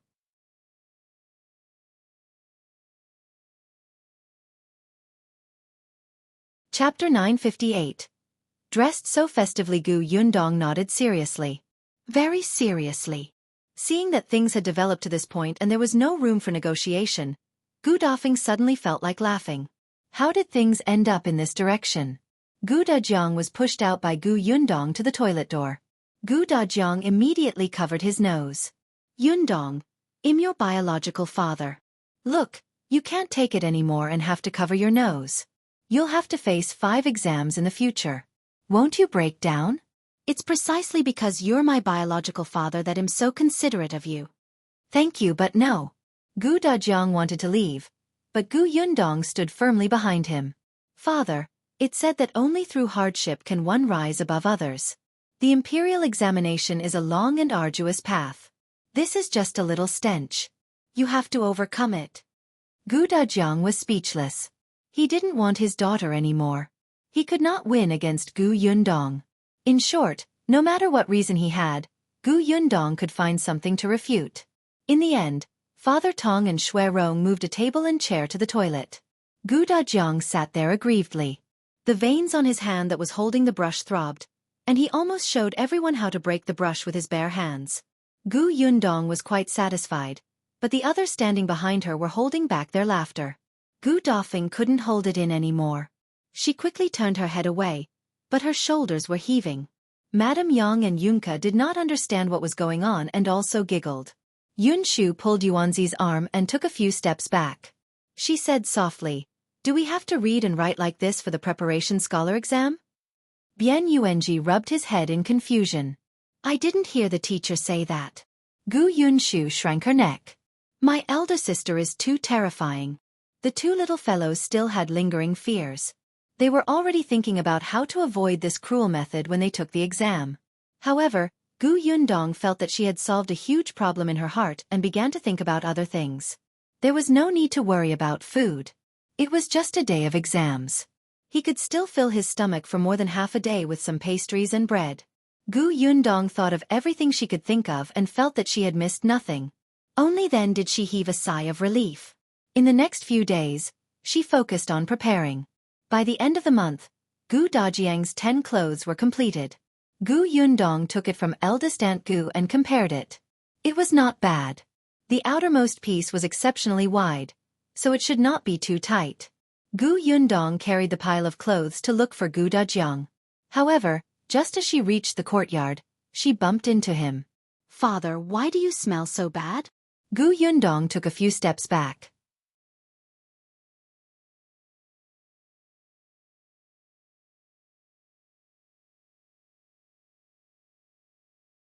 Chapter 959. What does other people getting married have to do with you? Madame Yang was helping him tidy up his sleeves. She also looked very happy, not letting go of even the slightest wrinkle. Gu Dajiang glanced sideways at Gu Yundong and said, "Jiang Bao and the Shi family's daughter are getting married. Don't tell me you've forgotten?" "Of course I didn't forget. Isn't it the day after tomorrow?" Gu Yundong was suspicious. "But what does her marriage have to do with you wearing new clothes?" Gu Dajiang was smug. "They invited me to be their witness." Witness? When did this happen? Why didn't she know? Seeing that her father's new clothes were prepared so neatly, he must have received the news long ago.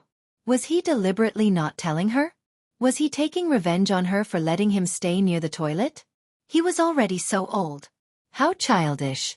Gu Yundong snorted softly, but she was still very surprised. However, what she did not know was that Jiang Bao's first consideration was Gu Yundong. Speaking of which, Gu Yundong and Xiao Qingyuan were more or less matchmakers for him and Lan Huaner.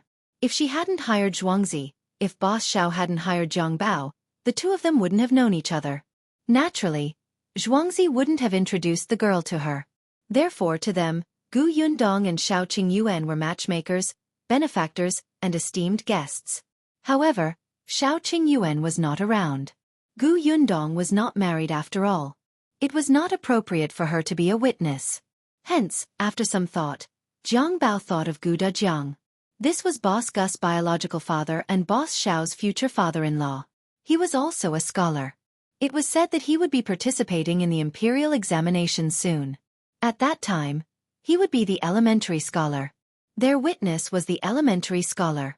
If word got out, wouldn't it be glorious? Hence, the Shi couple and the Jiang family came to invite Gu Dajiang. This was the first time Gu Dajiang was a witness. For some reason, he was a little excited. Hence, on the day of Jiang Bao and Lan Huaer's wedding, he woke up early.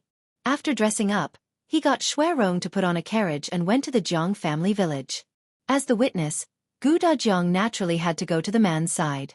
Gu Yundong brought the rest of the Gu family to the Shi residence. Gu Dafeng and his husband did not go. After all, they did not have much of a relationship with the newlywed couple. In addition, Bian Han's leg was inconvenient. There were too many people, and it was easy to get injured if they squeezed around. When the Shi family got married, the entire village became lively. In the past, Shi Dashan and his wife were timid, and Zhuangzi was a hooligan. Lan Huaer was the only sensible and smart one in the family.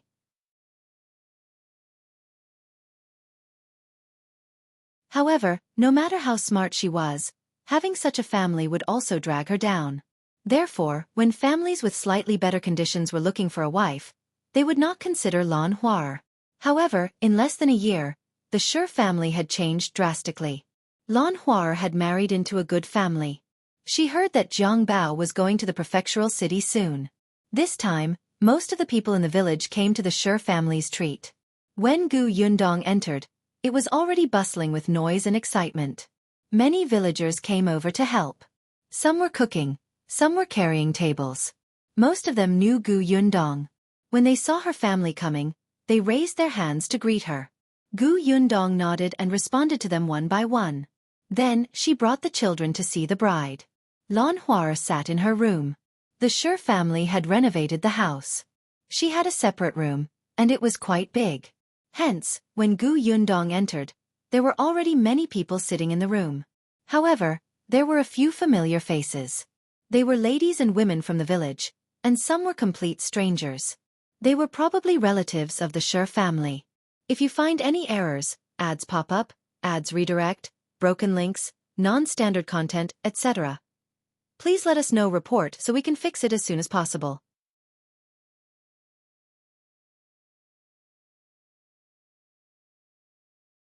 Chapter 960. Gu Yundong adds makeup. When Lan Hua saw Gu Yundong, she quickly stood up. Gu Yundong quickly made her sit down. Sit properly. Don't mess up the wedding dress. I just brought a few children over to take a look. They all said they wanted to see the bride. As she spoke, she lowered her head and looked at Yunshu, Yunke, Yuanji, and Lu Hongqiao. The few of them stuck half their heads out from behind her. Their faces were a little red and they looked a little embarrassed. The bride is so beautiful. Young Lady Yunke was the sweetest. She took a few steps forward and raised her small head. Her eyes were shining as she watched. She could not bear to move. Lan Hua was embarrassed by her gaze. She quickly picked up the candy beside her and fed her one. Kiki looks good too. Come, eat the wedding candy. Yes, it's delicious. Thank you, Sister Lan Hua. Lan Hua also distributed wedding candy to the other children, including Gu Yundong.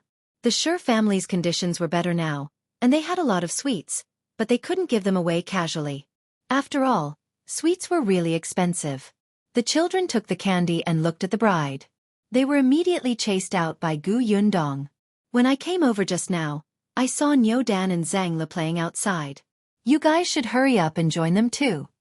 The few of them immediately dispersed and ran out of the door. Gu Yundong took out a red packet and handed it to Lan Hua. Take this. I wish you a happy marriage and a happy life with Jiang Bao. Then, she took out a silver hairpin to add makeup to her appearance. After that, Gu Yundong left the room with Madame Yang. As soon as she left, everyone in the room surrounded her and stared at the hairpin with burning eyes. Yundong is so generous. This hairpin doesn't look cheap. Let me see. With this amount and this style, it must be no less than 3 taels of silver. Lan Hua, this is your dowry. You have to keep it well. That's right. Don't lose it. Otherwise, you'll cry to death and let boss Gu down.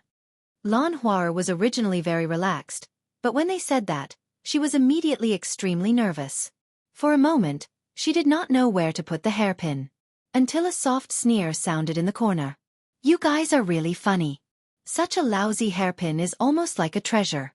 That Miss Gu is so rich, why didn't she give you a gold gift? I heard that those rich families offer a complete set of makeups for the bride. You guys can even brag about a hairpin. It's strange.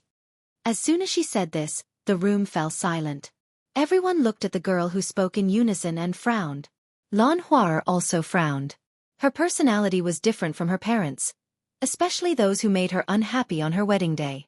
She would not be polite. It's better than nothing. This person was a cousin of hers called He Xiao. She was the same age as her. In the past, she looked down on her family and would poke fun at them from time to time. Later, Zhuangzi became a clerk in the county. The Her family's days were getting better and better. This cousin of hers had other thoughts and wanted to marry Zhuangzi. Unfortunately, Zhuangzi was focused on his goal of becoming the shopkeeper. He did not even know who He Xiao was. Moreover, Shi Dashan and his wife did not like He Xiao. In the end, the matter was left unsettled. However, a few months ago, the He family found out that Zhuangzi had become the shopkeeper. If you find any errors, ads pop up, ads redirect, broken links, non-standard content, etc., please let us know report so we can fix it as soon as possible.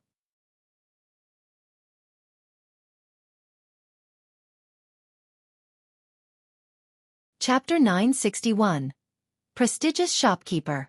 In this day and age, anyone who could be a shopkeeper was old. A young man like Zhuangzi would have to work for at least 10 years before he could reach that step. It had been less than a year since he became a shop assistant, right? The He family was excited and ran over to matchmake Zhuangzi and He Xiao.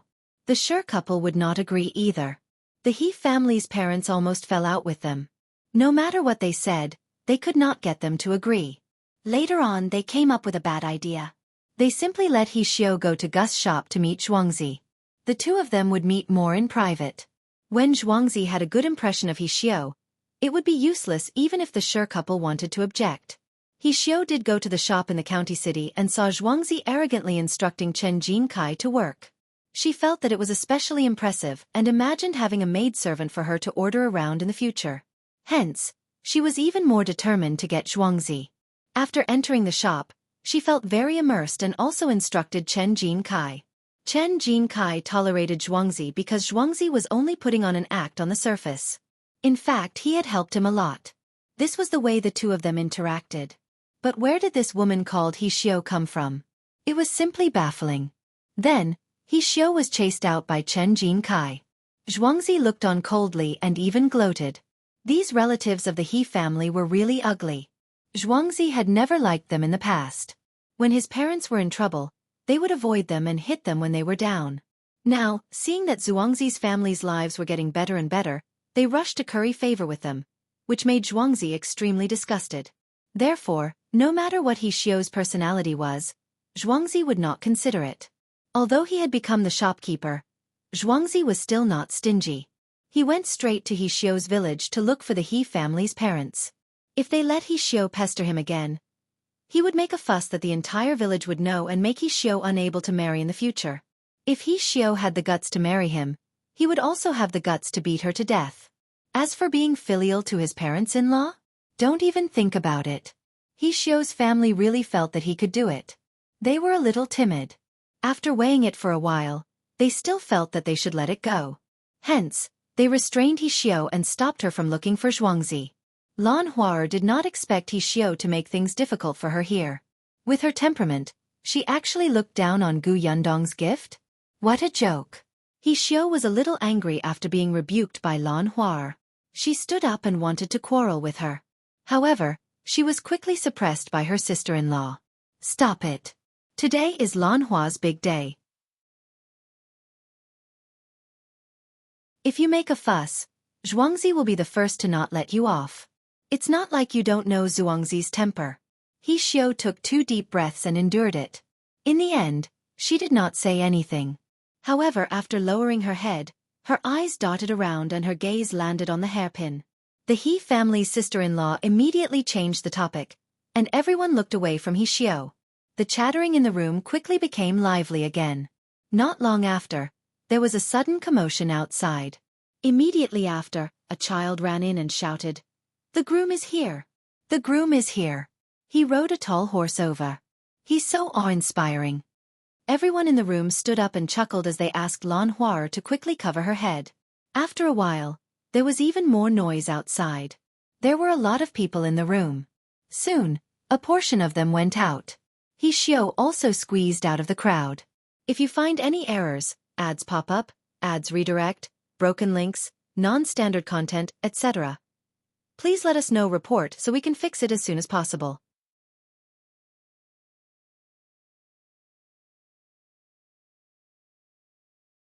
Chapter 962.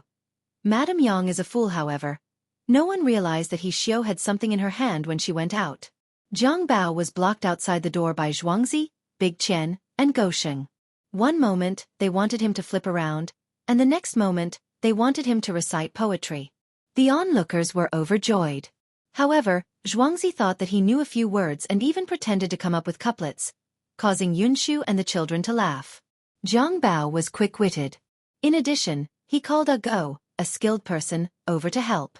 Not long after, the people in the courtyard could not stop them and let them in. Gu Yundong stood in the crowd and watched the commotion. She suddenly thought of Xiao Qingyuan. She didn't know when he would be back, but she had received a letter from him 2 days ago. He only said that everything was going well and that he would try his best to rush back. After all, it was a messenger pigeon. It was not appropriate to write some confidential information on it. Gu Yundong slowly exhaled. When he looked over again, he saw that Zhang Bao had already been escorted into the bride's room by everyone. Soon he carried the bride out. The group of people cheered over there, as if they had married a wife. Jiang Bao had specially gotten someone to carry a bridal sedan chair over. In this day and age, when one got married in the countryside, those who were really poor would directly walk back. Those with slightly better conditions would drive a carriage over to pick the wife up. It was the first time in Yongfu village that someone like Jiang Bao rode a tall horse and got someone to carry a red sedan chair. Update by N0 of Go. C0 The villagers were extremely envious, especially those young wives. When they thought about how their weddings had been cold and cheerless previously, but Lan Huar could sit in the bridal sedan chair, their hearts itched. Lan Huar will enjoy life in the future. That's right. Who would have thought that the Shi family would have such good fortune a year ago? The Shi family is lucky. They're following the Gu family now. When Lan Huar returns to the family, I heard that Zhuangzi and the Shi family's son-in-law are going to the prefectural city. He Xiao was very disdainful when she heard this. Just wait. She wanted to see if the Gu family would always take care of the Shi family in the future. Lan Huar was taken away. Shi Dashan and his wife were reluctant, and their eyes were red. Even though Jiang Bao had repeatedly promised to take good care of Lan Huar and not let her suffer, they were still worried. It was only when the bridal sedan was further and further away, and could no longer be seen, that Shi Dashan turned around and started to call everyone into the courtyard to eat. Gu Yundong sat at the head of the table with Madame Yang beside her. However, Madame Yang was a child. After eating, she got off the table and went to play with Yunka. Gu Yundong let her be and only let Lu Hongxiu keep an eye on her. When He Xiao saw Madame Yang leave, she hurriedly swallowed the meat in her mouth. She put down her chopsticks reluctantly and hurriedly followed. Madame Yang liked to play with children.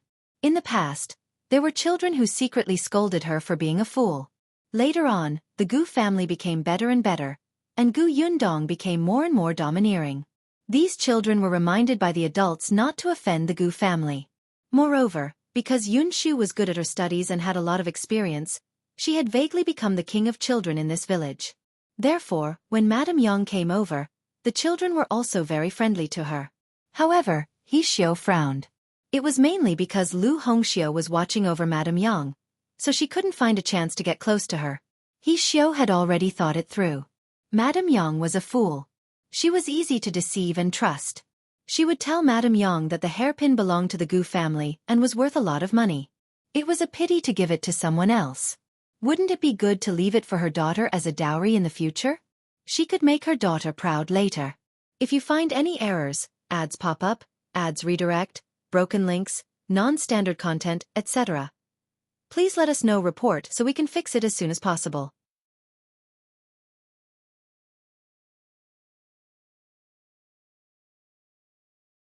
Chapter 963. Approaching Madame Yang. He Xiao had heard that Madame Yang doted on Gu Yundong very much. Even if she was a fool, she would protect her daughter. Therefore, it was definitely not a problem for her to encourage Madame Yang to bring the hairpin back. Of course, she had already secretly taken out the hairpin and placed it somewhere easy to obtain. This way, Madame Yang would be a thief.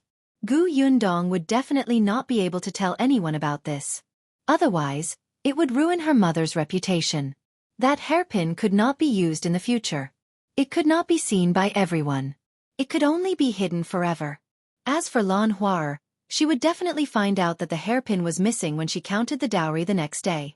Considering how much she valued the Gu family, she definitely had to find this hairpin. Otherwise, it would be difficult for her to explain herself if the Gu family asked about it in the future. Of course, if she did not want to make a fuss, she still had him, right? She could still make a fuss by pushing him from behind. That fool Madame Yang might even shout it out herself. In that case, it would be strange if the Gu family and the Shi family could continue to be friends. Ha ha ha ha. He Xiao couldn't help but laugh at the thought. And yet, she had a good plan, but that brat Lu Hongxiu had been following Madame Yang, so she had no way to do anything. He Xiao was a little anxious. If this continued, Gu Yundong and the rest would finish their banquet. After a while, her eyes suddenly darted around. She simply pulled a girl about her age along and joined the children in playing. The children were stunned for a moment, but Madame Yang was very happy. After all, these children were shorter than her. She was overjoyed that the two newcomers were as tall as her. Lu Hongxiu, who was standing at the back, narrowed her eyes slightly. She was not following Madame Yang. As long as Madame Yang was in her line of sight, there was nothing to worry about. She just felt that this girl who suddenly appeared beside Madame Yang was strange. Lu Hongxiu was meticulous, so she paid more attention. Soon, she realized that this girl would come to Madame Yang's side from time to time and mutter. She looked like she was joking, but the scheme in her eyes could not be hidden from her. After all, He Xiu was inexperienced. It was not enough to play tricks in front of Lu Hongxiu. Lu Hongxiu did not know what she wanted to do and could only watch. However, she still called her sister, Lu Hongqiao, over and asked her to inform Mississippi Gu Yundong had already finished eating, but she could not leave halfway. In addition, the person at the table had been talking to her, so she could only continue to sit. Unexpectedly, Lu Hongqiao ran over and secretly told her that someone had designs on Madame Yang. Gu Yundong narrowed her eyes.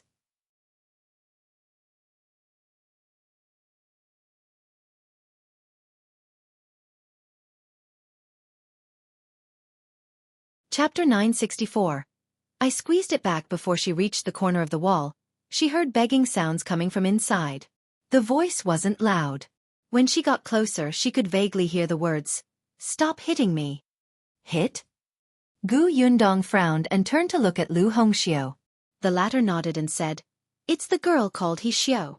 Gu Yundong took a few steps forward and turned the corner. He saw a few children surrounding a girl, their little fists landing on her. Yun Shu snorted. "Who asked you to bully my mother? Do you think we're blind? How dare you be so unscrupulous in front of me? It'll be unfilial if I don't hit you." "Yes, unfilial."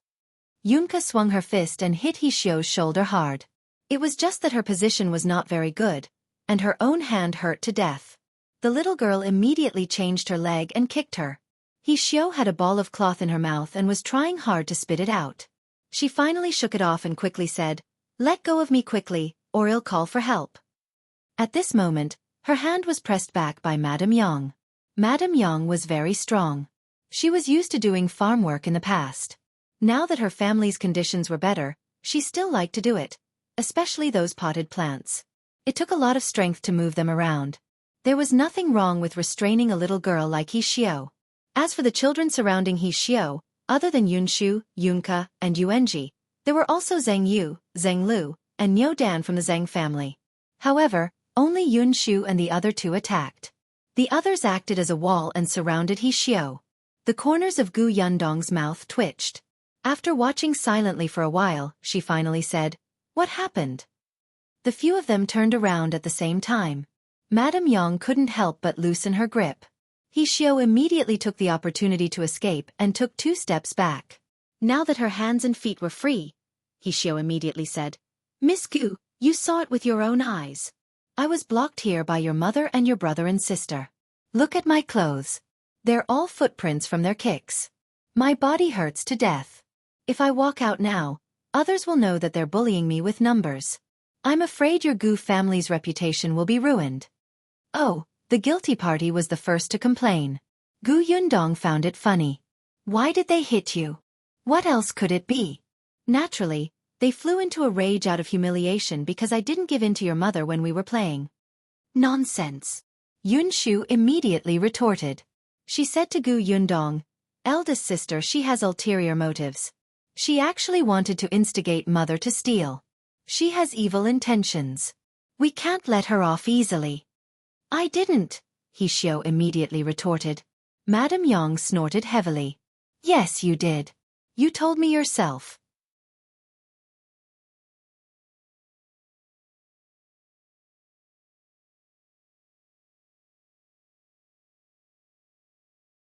Chapter 965. Big sister is right. Yunshu and Yuanji, who were standing at the side, also nodded vigorously. "We've all pinched her back." Gu Yundong. Big sis said that we can't be quiet when we're being bullied, especially when the situation is advantageous to us. There are so many of us and we're on our own territory. I'm also a future martial arts expert. There's no reason for me to not retaliate when someone attacks, right? Yunshu had always treated Gu Yundong's words as a wise saying, and he carried it out very thoroughly. As for martial arts master, this was something he had self-proclaimed. Ever since the accident that almost cost Tong in his life, Yunshu had been very active in practicing martial arts with him. Yuanji was the same. However, while Yunshu was very good at studying, his talent in martial arts was really ordinary. Still, he was very hardworking and firmly believed that he would definitely be an expert in the future. Gu Yundong nodded. You're right. As expected of what she had taught him. It was very good. However, He Xiao, who was at the side, almost vomited blood. Indeed, she had only pinched Madame Yang, but that was not serious. It was not heavy at all and did not hurt her. In the end, these brats had pinched her arm until it was bruised. Even now, she still felt a dull pain. What was worse was that not only did they push her into this corner, but they also taught her a lesson. He Xiao was filled with regret. Madame Yang was not an ordinary fool. Gu Yundong looked at He Xiao. So, you want to scheme against my mother, right? And I gave that hairpin to Lan Huaer. It should have gone to the Zhang family with Lan Huaer now. Why is it still here? Did you steal it? He Xiao's heart skipped a beat and she quickly looked up. Unexpectedly, she met Gu Yundong's sharp gaze and immediately defended herself. I didn't, Miss Gu. Do you believe what they say? The children just don't like me and are messing with me. I've never said anything about a hairpin. Never. If you don't believe me, look at your mother. Do you see any traces of me pinching her? After saying that, she wanted to walk out. Forget it. I won't argue with the children. I'm unlucky. Can I leave? He Xiao wanted to leave before Gu Yundong could react. Unfortunately, just as she turned around, Tong Shui Tao stood behind her. Immediately after, Gu Yundong's faint voice sounded from behind. You're a guest of the Shi family. You clearly know the relationship between the Shi family and my family, but you still want to use that hairpin to frame my family. You have a grudge with the Shi family and want to sow discord, right? Tell me, where is that hairpin? He Xiao's expression changed. She wanted to leave, but her path was blocked. She wanted to defend herself, but Gu Yundong seemed to have guessed her intentions. She rolled her eyes and immediately wanted to shout at the top of her lungs, "Help!"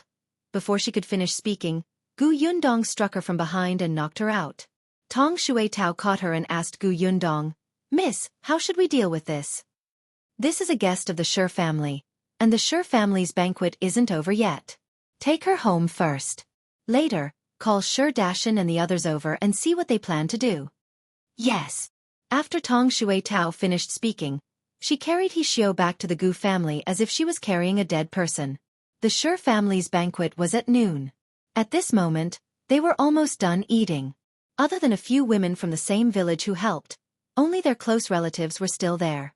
The sister-in-law of the He family was there, but she could not find He Xiao at this moment.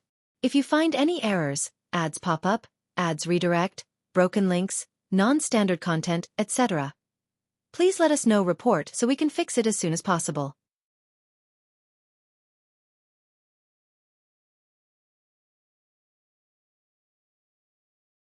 Chapter 966. Crying from her foolishness. The He family's parents also came, but they had something to do at home. They quickly went back after eating, leaving the He family's eldest sister-in-law to find He Xiao and bring her back. However, now that He Xiao could not be found, she immediately became anxious and quickly went to look for Shi Dashan and his wife. It was at this moment that Tong Shui Tao came to the door and told them about He Xiao. When Shi Dashan heard that He Xiao had actually schemed against Madame Yang to ruin his daughter's marriage, he was furious. He quickly went to the Gu residence with his wife, He Yi, and brought the He family's eldest sister-in-law along. The He family's eldest sister-in-law was dumbfounded. She only found out what had happened from He Yi on the way to the Gu family. She was so angry that she almost collapsed. She wished she could turn around and go home quickly so that her in-laws could take her sister-in-law away. What was going on? Was He Xiao's brain damaged? It was fine if she caused trouble for the Shi family. After all, He Yi was her aunt. If she made a mistake, she could put the matter behind her. But she actually had designs on the Gu family to scheme against Madame Yang? Over the course of the day, the He family's eldest sister-in-law had heard everything about the Gu family. She knew that the Gu family had fled from the famine, and that her family was the richest in the entire village. She knew that Gu Yundong had dared to tie someone to a tree and slap them before she had her current achievements. She knew that Gu Yundong knew the nobles in the prefecture. There were too many rumors about the Gu family. How could he Xiao provoke such a person who could subdue a hooligan like Zhuangzi? They did not even dare to offend Zhuangzi. How could they have the courage to offend Gu Yundong? She was simply about to cry from her sister-in-law's stupidity.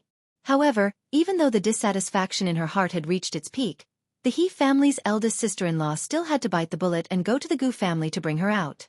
Coincidentally, when they arrived at the Gu residence, He Xiao had also woken up. When she saw the He family's sister-in-law, she immediately cried and defended herself. However, the He family's eldest sister-in-law clearly did not believe her words and she did not know what to do. Gu Yundong's ears hurt from the noise. She frowned and said, "All right, shut up. You said you're innocent, right? That's simple. There are many people coming and going in the Shi family today. There are many guests. Someone must have seen you hide the hairpin. I'm not afraid of trouble. Later, find everyone. I'll ask them one by one. Someone will be able to tell me the truth." He Xiao immediately did not dare to speak. When she hid the hairpin, she had really met a few people.